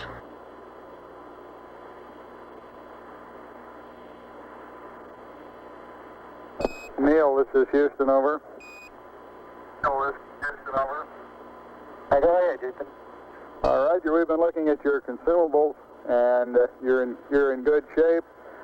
Subject to your concurrence, we'd like to extend the duration of the EVA 15 minutes from nominal. We will still give Buzz a hack at 10 minutes prior for heading in. Your current elapsed time is 2 plus 12, over. And that means Buzz would have to start back in at about... Okay, that sounds fine. Roger out. Flight experiments. While they're out there with the camera, we'd have time to get a picture of the bubble. Is he still there? Roger, he's still in the vicinity. I haven't seen him come back from the side of the TV yet. You can try it if he hadn't left it. Cut the camera, Buzz. 212 is the time expended on the PLSS. This is Houston. If you're still in the vicinity of the PSE, could you get a photograph of the ball level, over? I'll do that, Buzz. Right, we'll get a photograph of that. Houston, what time would you estimate we should allow for the documented sample, over? Stand by. FAO. Approximately 10 minutes. Pardon? Approximately 10. Approximately 10, Capcom. Capcom. Oh, Approximately 10. Say again, sir? Approximately 10 minutes. I believe the ball is right in the middle now. Wonderful. Take a picture before it moves. You only pass? He asked what would we estimate for the document, and we're estimating about 10 minutes.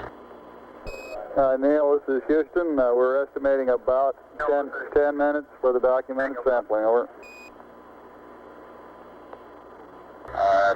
Econ flight, did you get your message to Capcom? Yes, flight, did. Okay. Say again? You got a message for Columbia? Roger. On battery charge? Flight network, we have good E7 data. Okay. Columbia, this is Houston, over. Columbia, this is Houston, over. Go ahead, Houston, Columbia. Roger, I'd like you to terminate charging battery Bravo at 111 plus 15, over.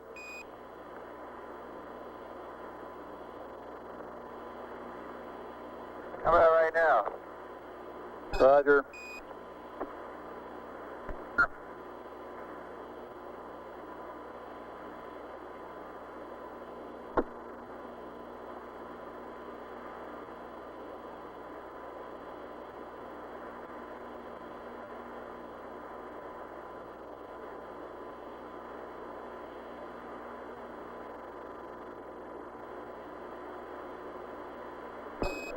Buzz, this is Houston.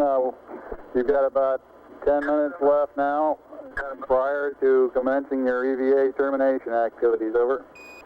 Termination activities, over. Roger, I understand.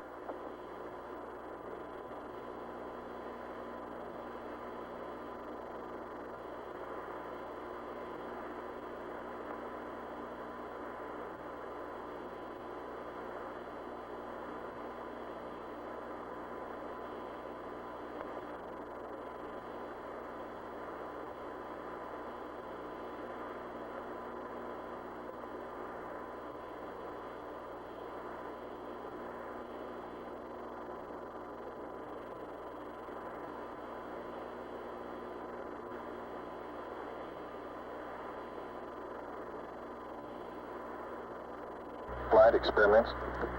Go ahead. Roger, we've uncaged. Working well. Say a lot of short period seismic activity. Short period Z. You want to pass it up? Yeah, you can tell them we're sending some info on that.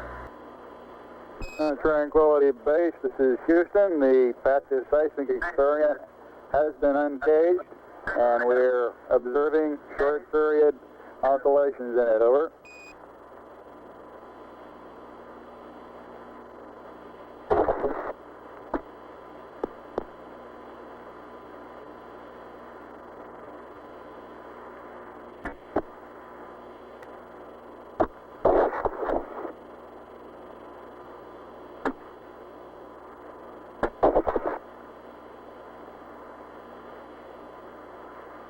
Flight EVA, go. Neil Armstrong 226 is on in the the surface bottom now, line. about an hour and 50 Okay, minutes. so we got to start him in now. He's got 9 minutes. Okay, we're supposed to give him 10 minutes prior to the bottom of the ladder, right? Yeah. Hey, we gave him a 10-minute. Great.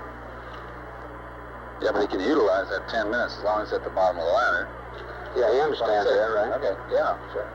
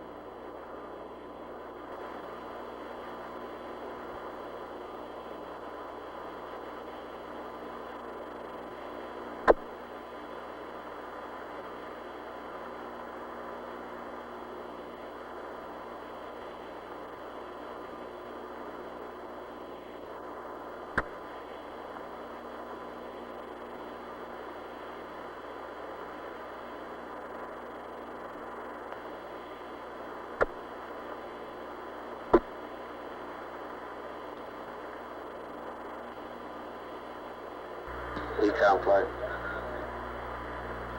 Flight Econ. Did you get the battery charge off? Yes, the battery charge was terminated and everything looks good for LOS flight. How about you, GNC? Everything looks good, flight. We're good. Roger. Telcom, how are you? We're looking good, flight. In the foreground, Buzz Aldrin is collecting a core tube sample.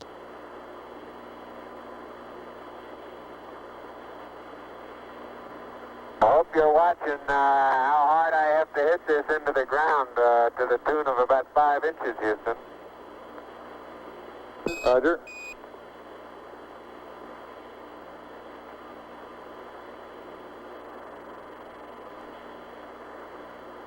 Experiments flight. It almost Two looks core wet. tubes and the solar winds, what you want?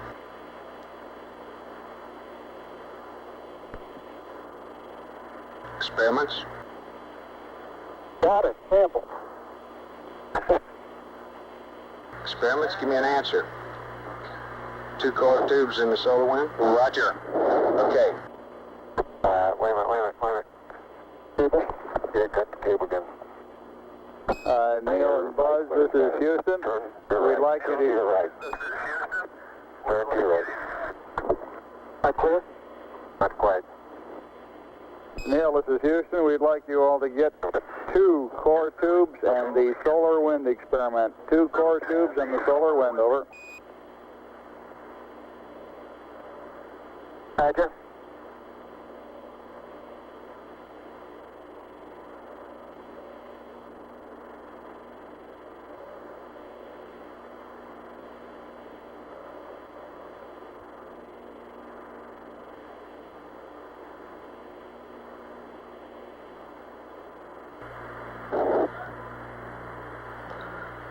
The core tubes provide material.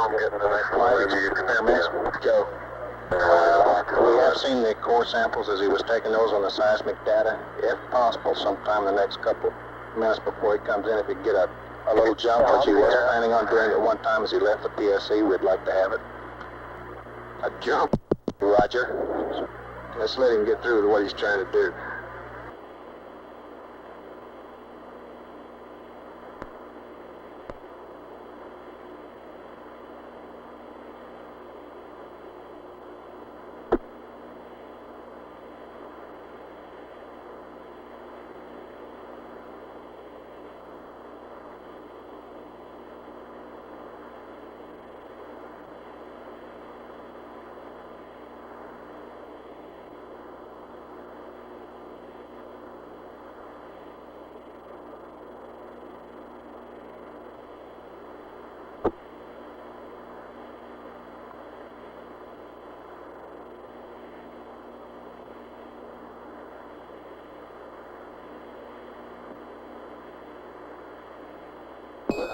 Buzz, this is Houston. You have approximately 3 minutes until you must commence your EVA termination activities. Over.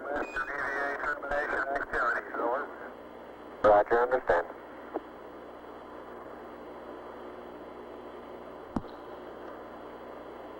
Columbia, this is Houston. Approximately 1 minute to LOS. Over. 1 minute. Columbia, roger. And do you plan on commencing your sleep on the backside this pass? If so, we'll disable uplink to you while we're talking to the LEM. Over. Capcom flight. Go ahead, flight. After we get this core tubes and the solar wind, if we can get anything else into that box within the time. Houston, were you able to record in a documentary way where the two core tube samples were taken? Do we experiments?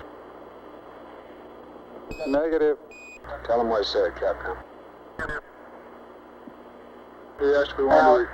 I didn't get a stereo view of those two, but they're right in the vicinity of the solar wind. You said anything else I can get in the box? That's right.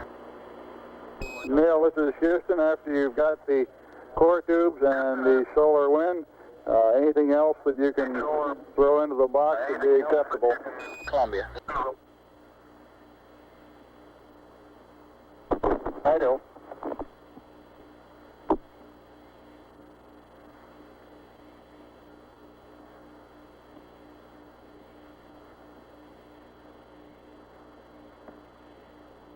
Cap was right. I got the cap. Got the cap? They're both good caps on them now. Okay. And you want to pick up some stuff and I'll Get these receptacles. throw the solar wind in. EMU flight.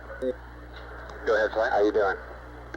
We're real fine, flight. You know we had a little extra lifetime there. Okay, Sergeant Flight, how are you? Doing fine, flight. Roger.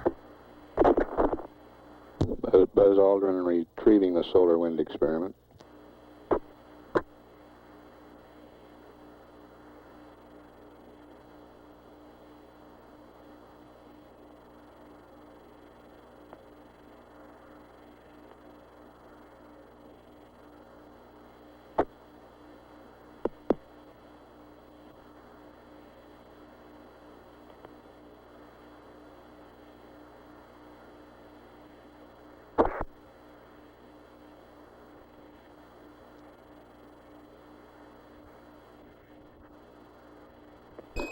Buzz, this is Houston. It's about time for you to start your EVA closeout activities.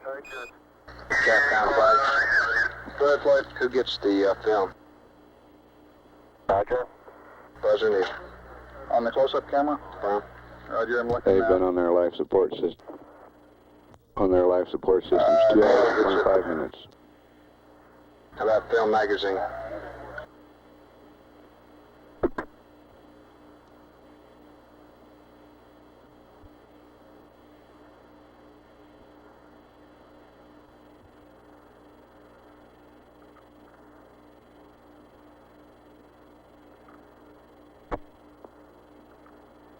And Neil gets that too. So he gets the stereo cassette and the film magazine? Roger. Well, like this EVA, the LMP is supposed to help him get that cassette and put it in his pocket for him so he doesn't have to fumble with it trying to get it in his pocket. Okay, where's the LMP? I think the LMP's at the Mesa. Remind him of the close-up camera, Max. Affirm. Yeah. Neil and Buzz, this is Houston. I'd like to remind you of the close-up camera magazine before you start up the ladder, Buzz. Camera magazine before you start up the... Okay. Got that over with you, Neil? Now that close-up camera's underneath the Mesa, I'll have to pick it up with the stock. And I'm picking up several pieces of really vesicular rock out here now.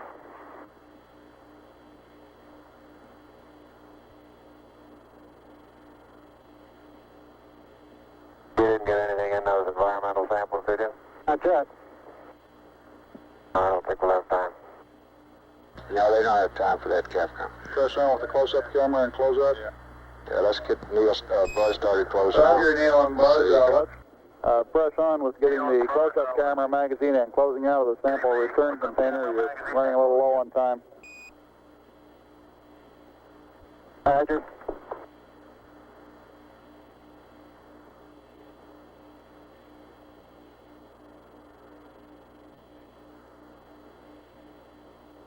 We want to keep a good margin in those portable life support systems.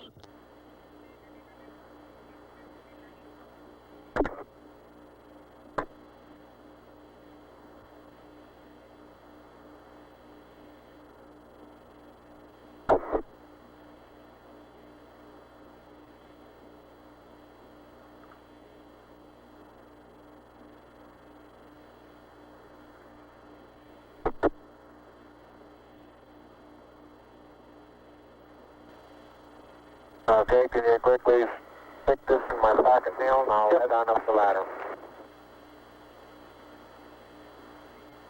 Capcom flight. Good flight. What Buzz just say? He asked Oh, Neil to put the close-up okay. camera film in his pocket and he'd head up the ladder. My flight plan shows, right.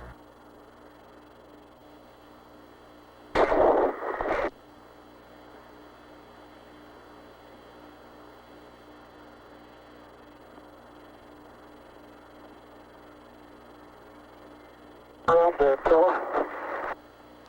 Just hold it right there. Okay, let the pocket go. Stop going. Got it. Okay. Adios, amigos. Hey,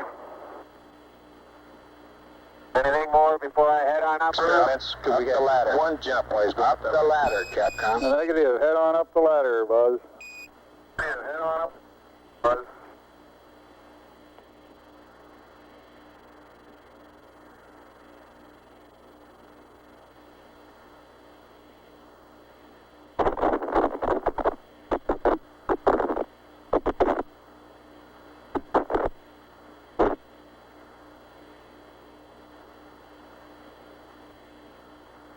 That white dot right above the horizon on the right is a phosphorus spot from the TV converter in the Park Station in Australia.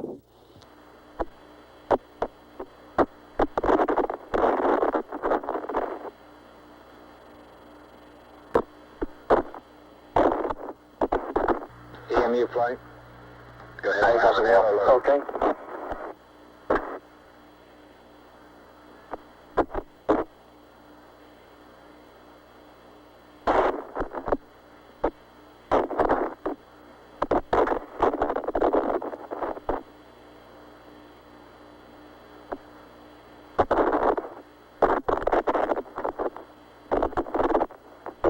You get the solar window there? Right, that's it right there. Okay.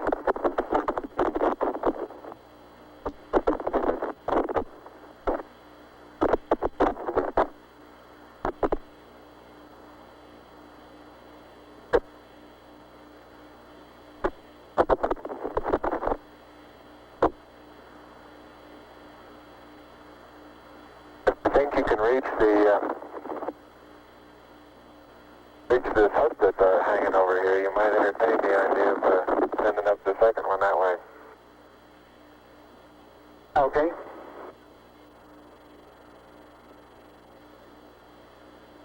Get the film off of that. Oh well. Set up now.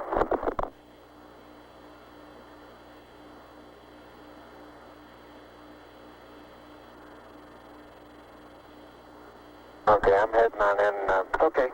And I'll get the LEC already in my star box. Telcom, control flight. Go flight. Watch your switches and circuit breakers now. All right.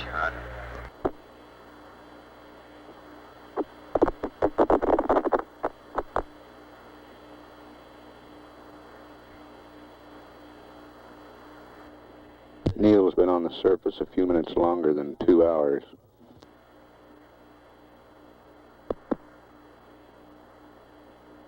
Buzz, approximately 20 minutes less than that. Neil, this is Houston. Did the Hasselblad magazine go up on that sample return container also? Sample return container also. I've got the Hasselblad magazine hooked to the SRC now, yeah. Roger.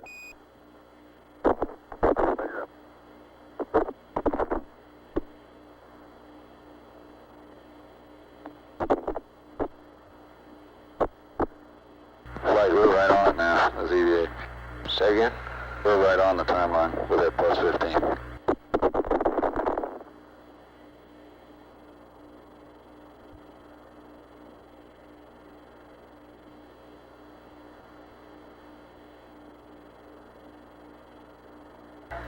Ecom GMC flight.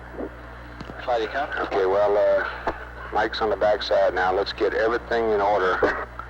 How you doing, bud? Configuration for sleep on CSM.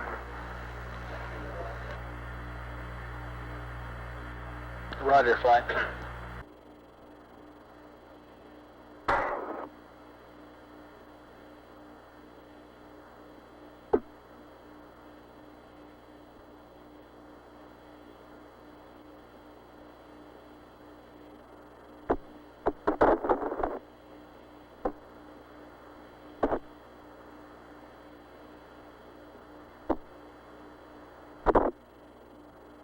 Ready to send up the LEC? Yeah, just about.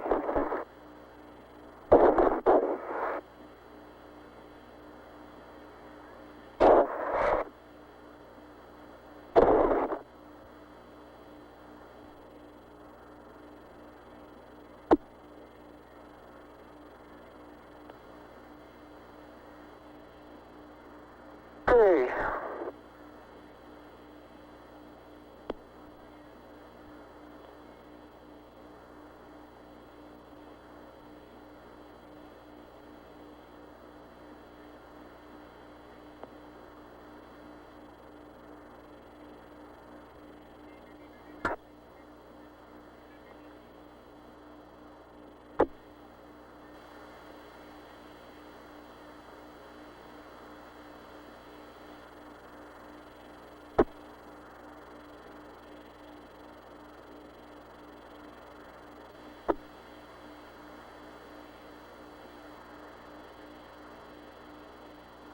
Okay, that's got it clear.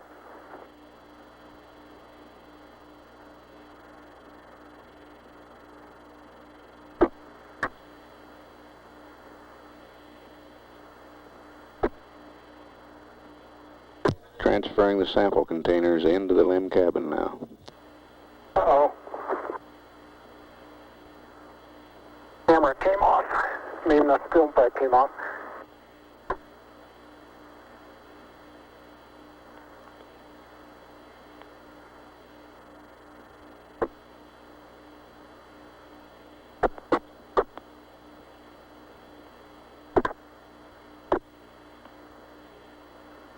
Okay, just ease it down now. Don't pull so hard on it. Alright, let it go.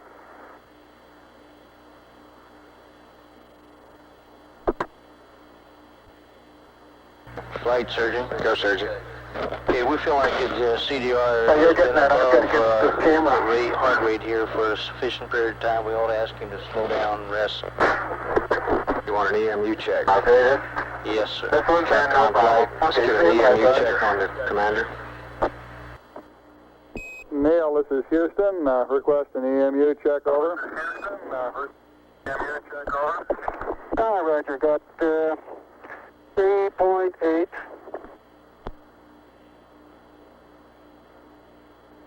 And I got 54 on the O2 and no flags. And my flow is in. Flight experiments. Go. Lake Observatory, dig, get a return on the laser. Roger.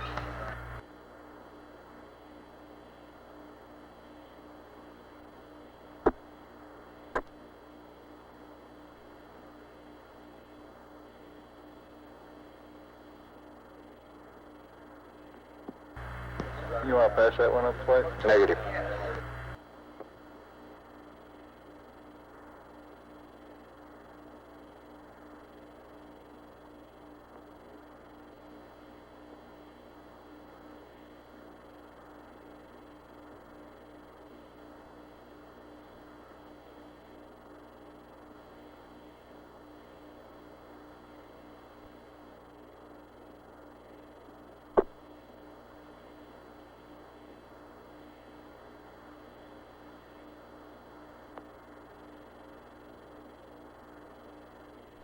The Lick Observatory in California reports a Capcom flight. return on the laser. Good, flight. No response necessary, but we're in good shape on consumables on CDR. Roger, how about buzz? Same story. Neil and Buzz, for your information, your consumables remain in good shape. Out. In good shape. Roger. Let's come, Neil. Okay, I've got one side hooked up to the second box, and I got the fuel tank on. Okay, good.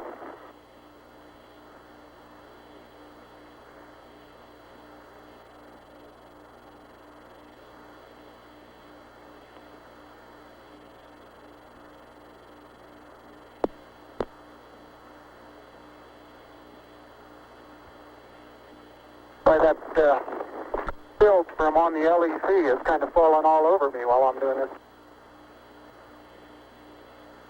Well, that's good, huh?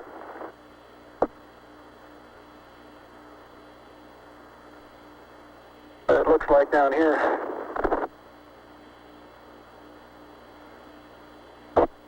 I think my watch stopped, Neil. Hit it.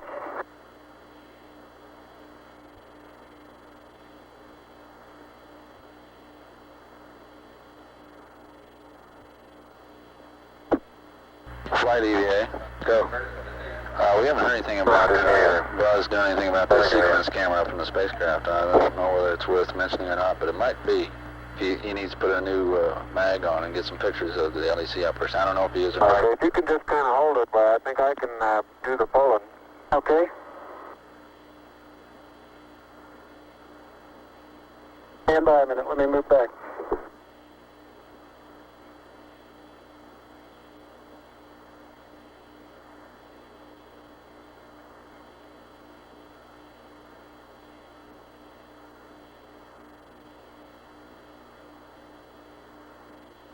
Okay, easy.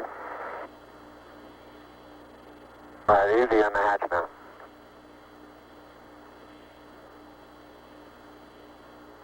Okay, I'll get it the rest of the way. Flight surgeon, you I'll should give still it to you continue to, say again? oh, yeah, You just should a second. still continue to take it easy. Have a little more. This is the hardest part. I know it.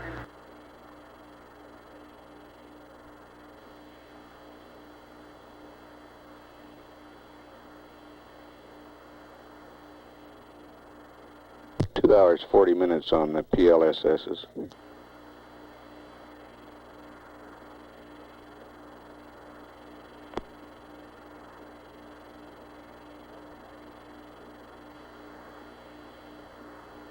Buzz? Okay, it's unhooked. How about that package out of your sleeve? Is that? No. Okay, I'll get it when I get up there.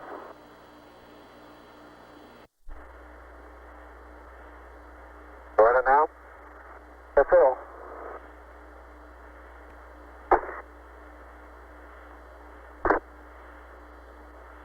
Okay?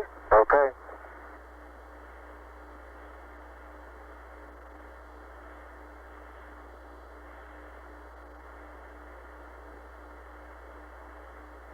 Flight EVA, if they drop that mag, they ought to get it. Did they get that mag, Capcom? Neil, this is Houston. Did you get the Hasselblad magazine? Yes, I did. Thank And you. we got about, I'd say 20 pounds of carefully selected, if not documented, samples. Houston, roger. Well done. Out. In the second box.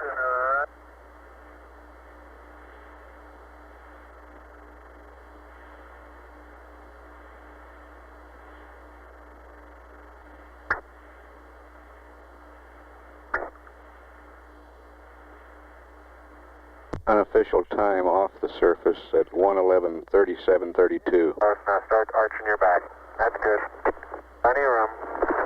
Plenty of room. All right, arch your back a little, your head's up against. Out, off, roll right just a little bit. Okay, now. And in good Thank you. Telcom flight. I bumping now. Now you're clear. You're rubbing up against me a little bit. Okay. Turn right. That's right. Turn to the left. Telcom flight. Oh, flight. What's your channel, please? Channel 32. Now move your foot and I'll get the hatch.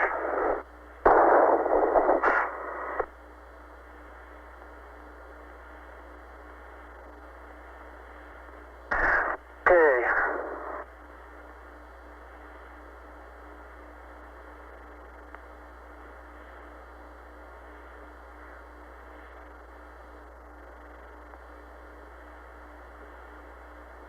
Okay, the hatch is closed and latched.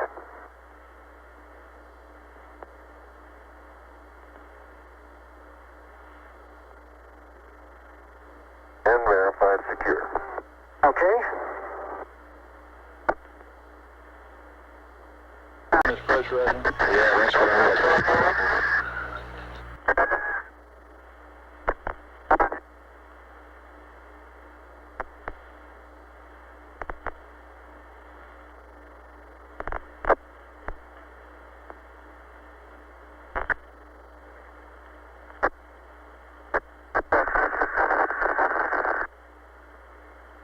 Repress open flight. Cabin coming up. Roger.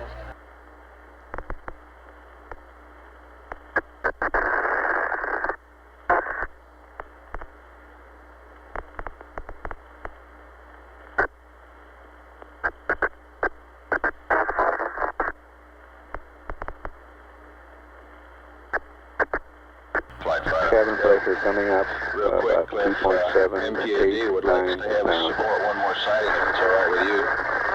We Up to haven't three seen now. it 3 times. That's affirmative flight. That's why they'd like to try this one last one. What new data do we have? Oh, just MPAD science. Well, do we have a new set of coordinates? Yes. 4 And what we'd like to PSI. do is uplink a statement to Columbia as soon as he pokes around the hill and feeding this data. Please make him try one more time. He's supposed to be getting some sleep in here somewhere. No, not yet, Capcom. FAO flight. Go flying. Check your flight plan for Columbia from this point on, will you? They show the cabin at 4.8 Our now. flight plan for at this point on, Columbia goes to sleep the same time the limb guys do. That's what I thought. That's right. Flight Telcom cabin pressure is up. Roger. We're running about an hour later than this flight plan. Okay, FIDO flight, get all your data together. We'll try it one more time. Roger, thank you, flight. FAO, will you get the information together? Roger, flight. GNC flight, Flight GNC. we okay on consumables or on propellant? That's affirmative, flight. Okay.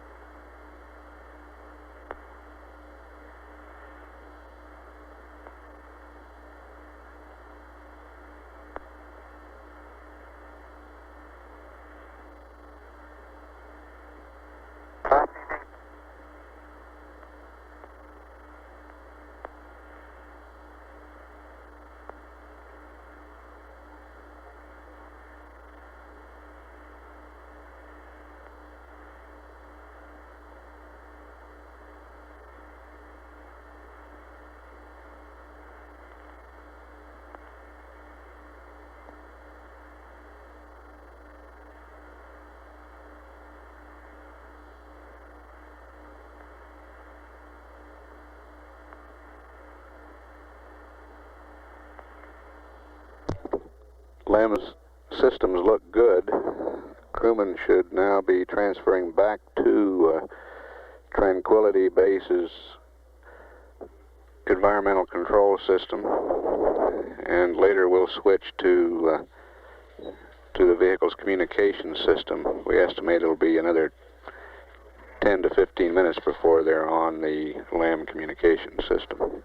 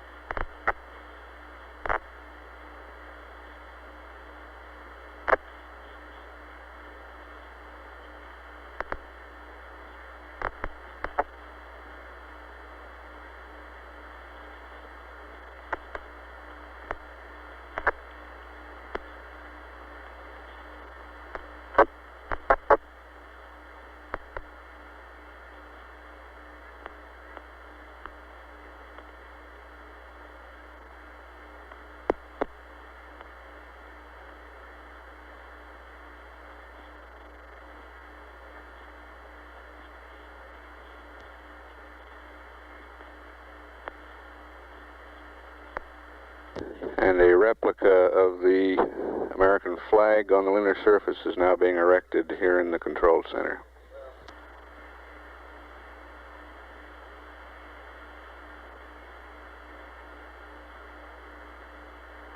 And a replica of the plaque on Tranquility Base has been hung on the wall.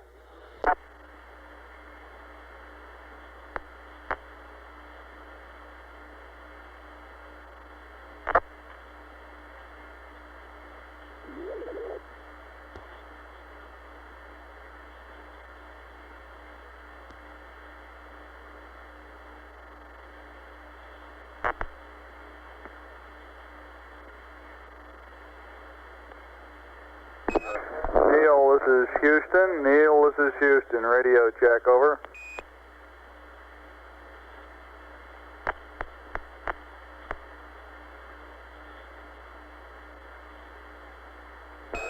Buzz, buzz. This is Houston. Radio check, over.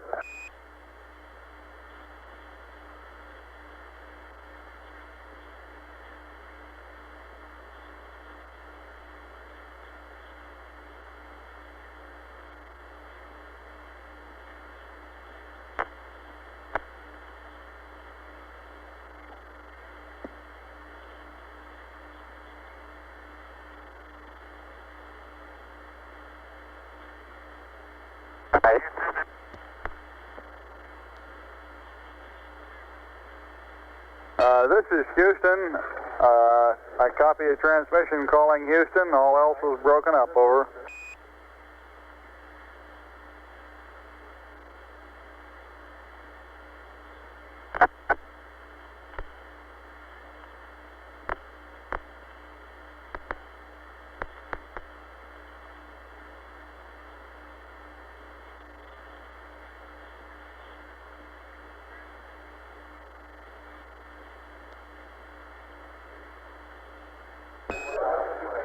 Neil, this is Houston. If you read, we suggest you unstow 1+ antenna so we can have communications, over.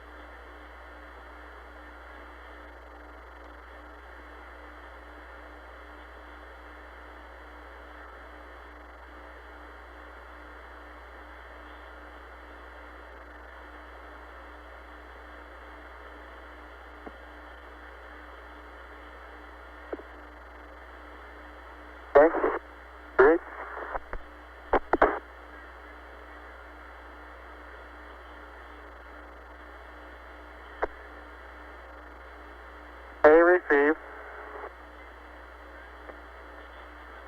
B off. Neil, this is Houston. We seem to be reading you now. How do you read us, over? ICS, push to talk. Relay.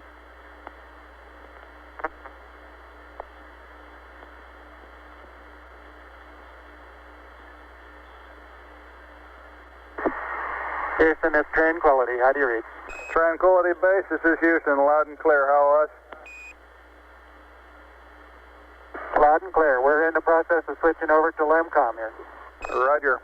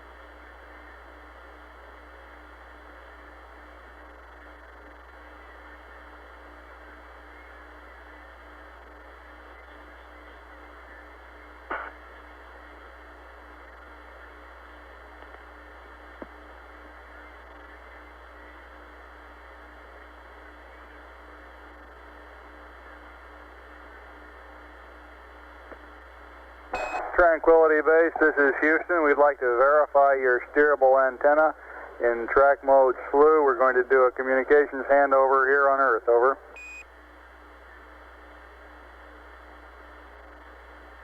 Roger, that's affirmative. We're in track mode slew. Roger out.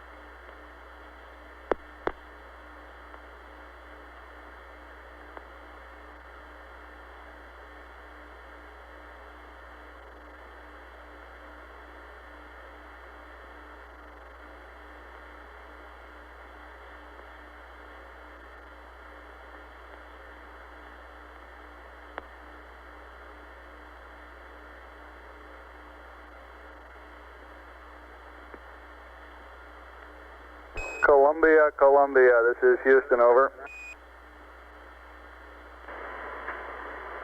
Roger, Columbia on Sea Charlie, how do you read?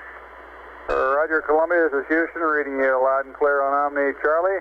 The crew of Tranquility Base is back inside their base, repressurized.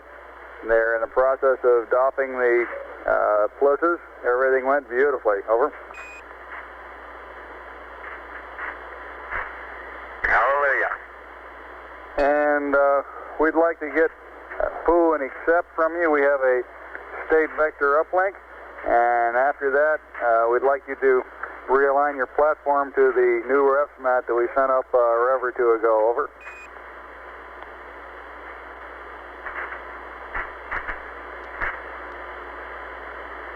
All right, understand. You want a option 1, please do option 1.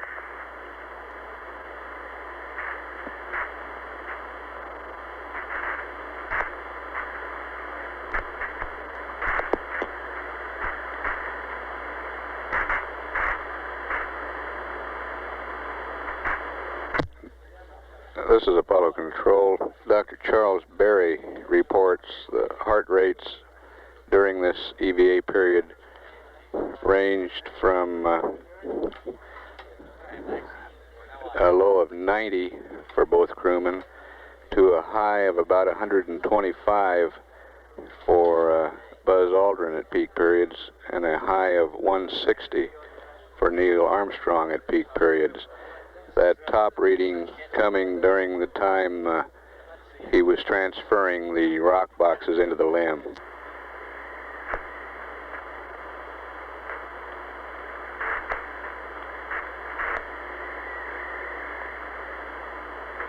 Dr. Berry says the data they got indicates Neil was working very hard at that time.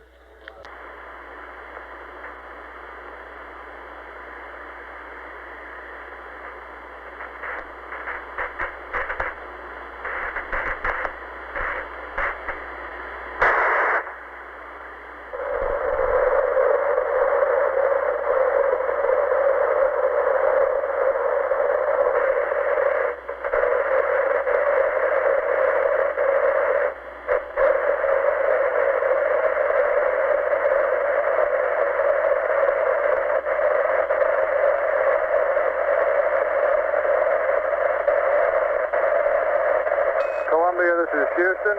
We're going to uplink you a new state vector, and then we'll send the ref net up again because sending the state vector up will wipe out the one that you have on board, and then you can do a P-52 option 1, over.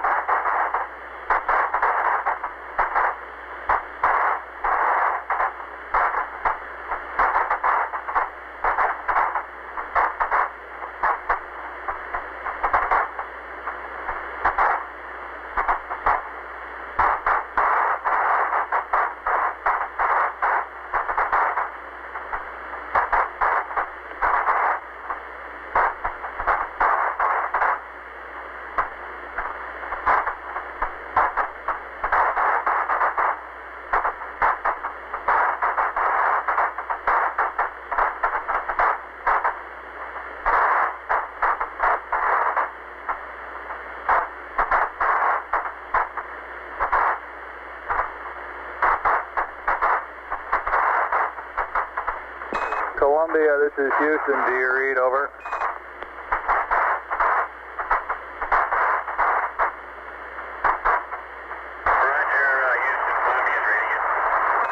Okay, Columbia, we've completed the uplink. The computer is yours. You can go to block. However, we'd like you to hold off on the P-52 option 1 align until after you pass landing site 2.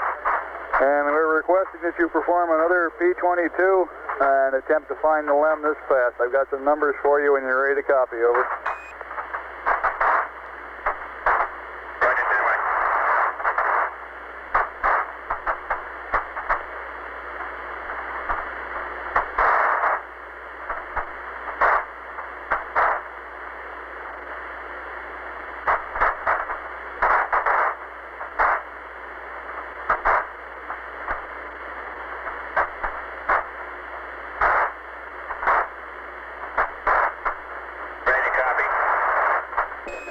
Roger, Columbia, P-22. Landmark ID is Lunar Module.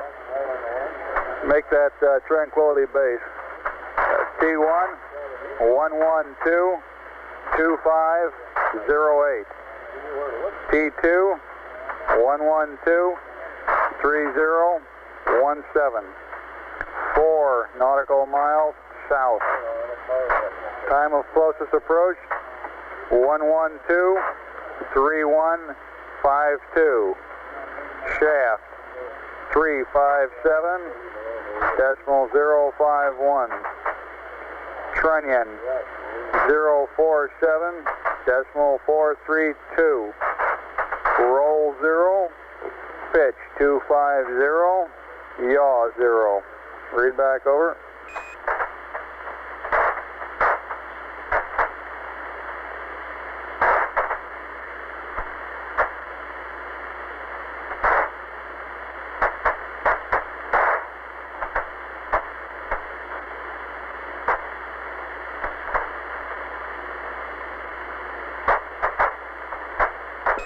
Columbia, this is Houston. Did you copy my P-22 update? Over.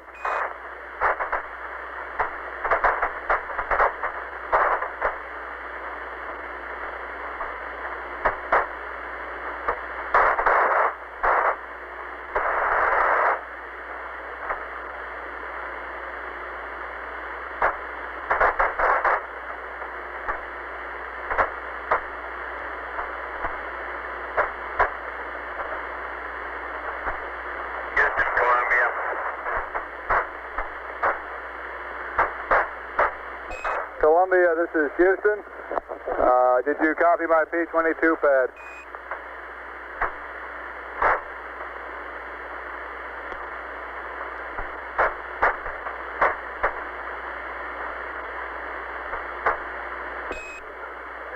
Columbia, this is Houston. Do you copy my pad? Over.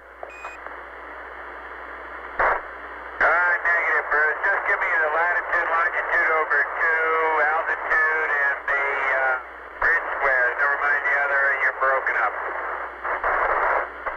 Stand by.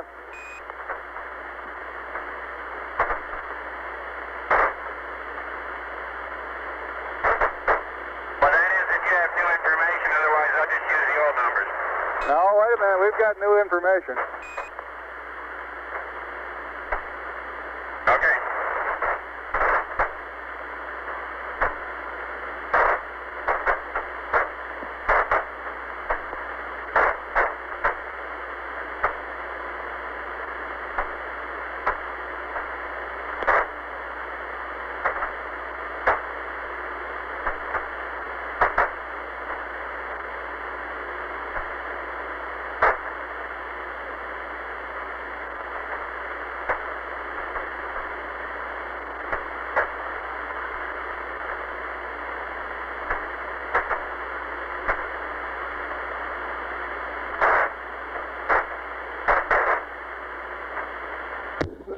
This is Apollo Control at 112 hours 19 minutes.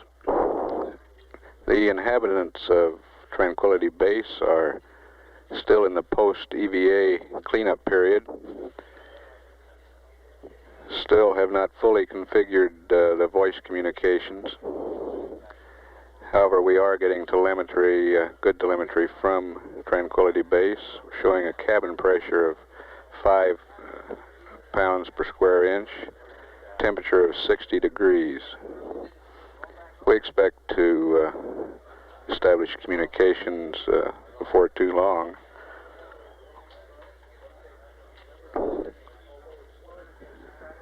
During this period, the crew is removing the portable life support systems, checking over their spacecraft systems, getting ready for jettisoning equipment from Tranquility Base. The cabin will be depressurized before too long, and equipment will be jettisoned onto the lunar surface.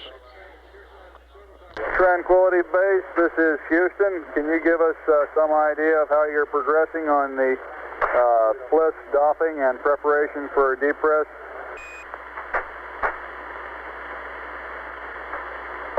Roger, Houston, Tranquility Base. We're in the process of using up what film we have, and I'm just getting ready to change the primary ECS canister over.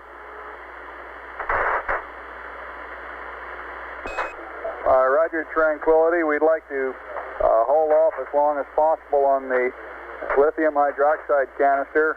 Make that one of the last things you do in getting ready for the depress if you can, over.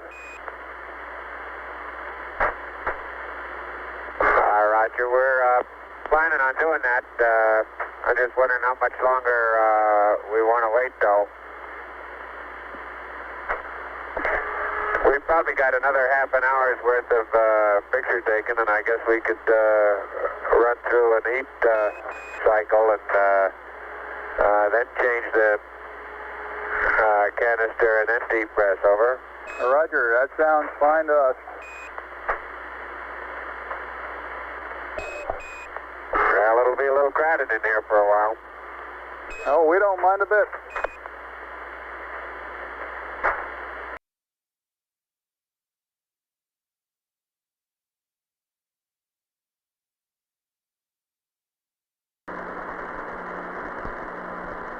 There went something.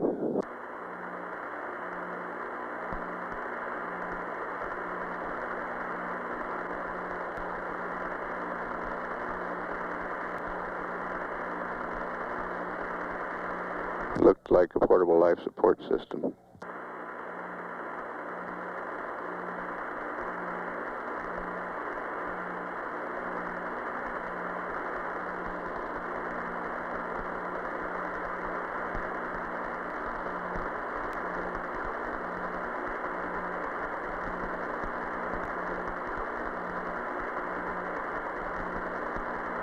There comes the other place.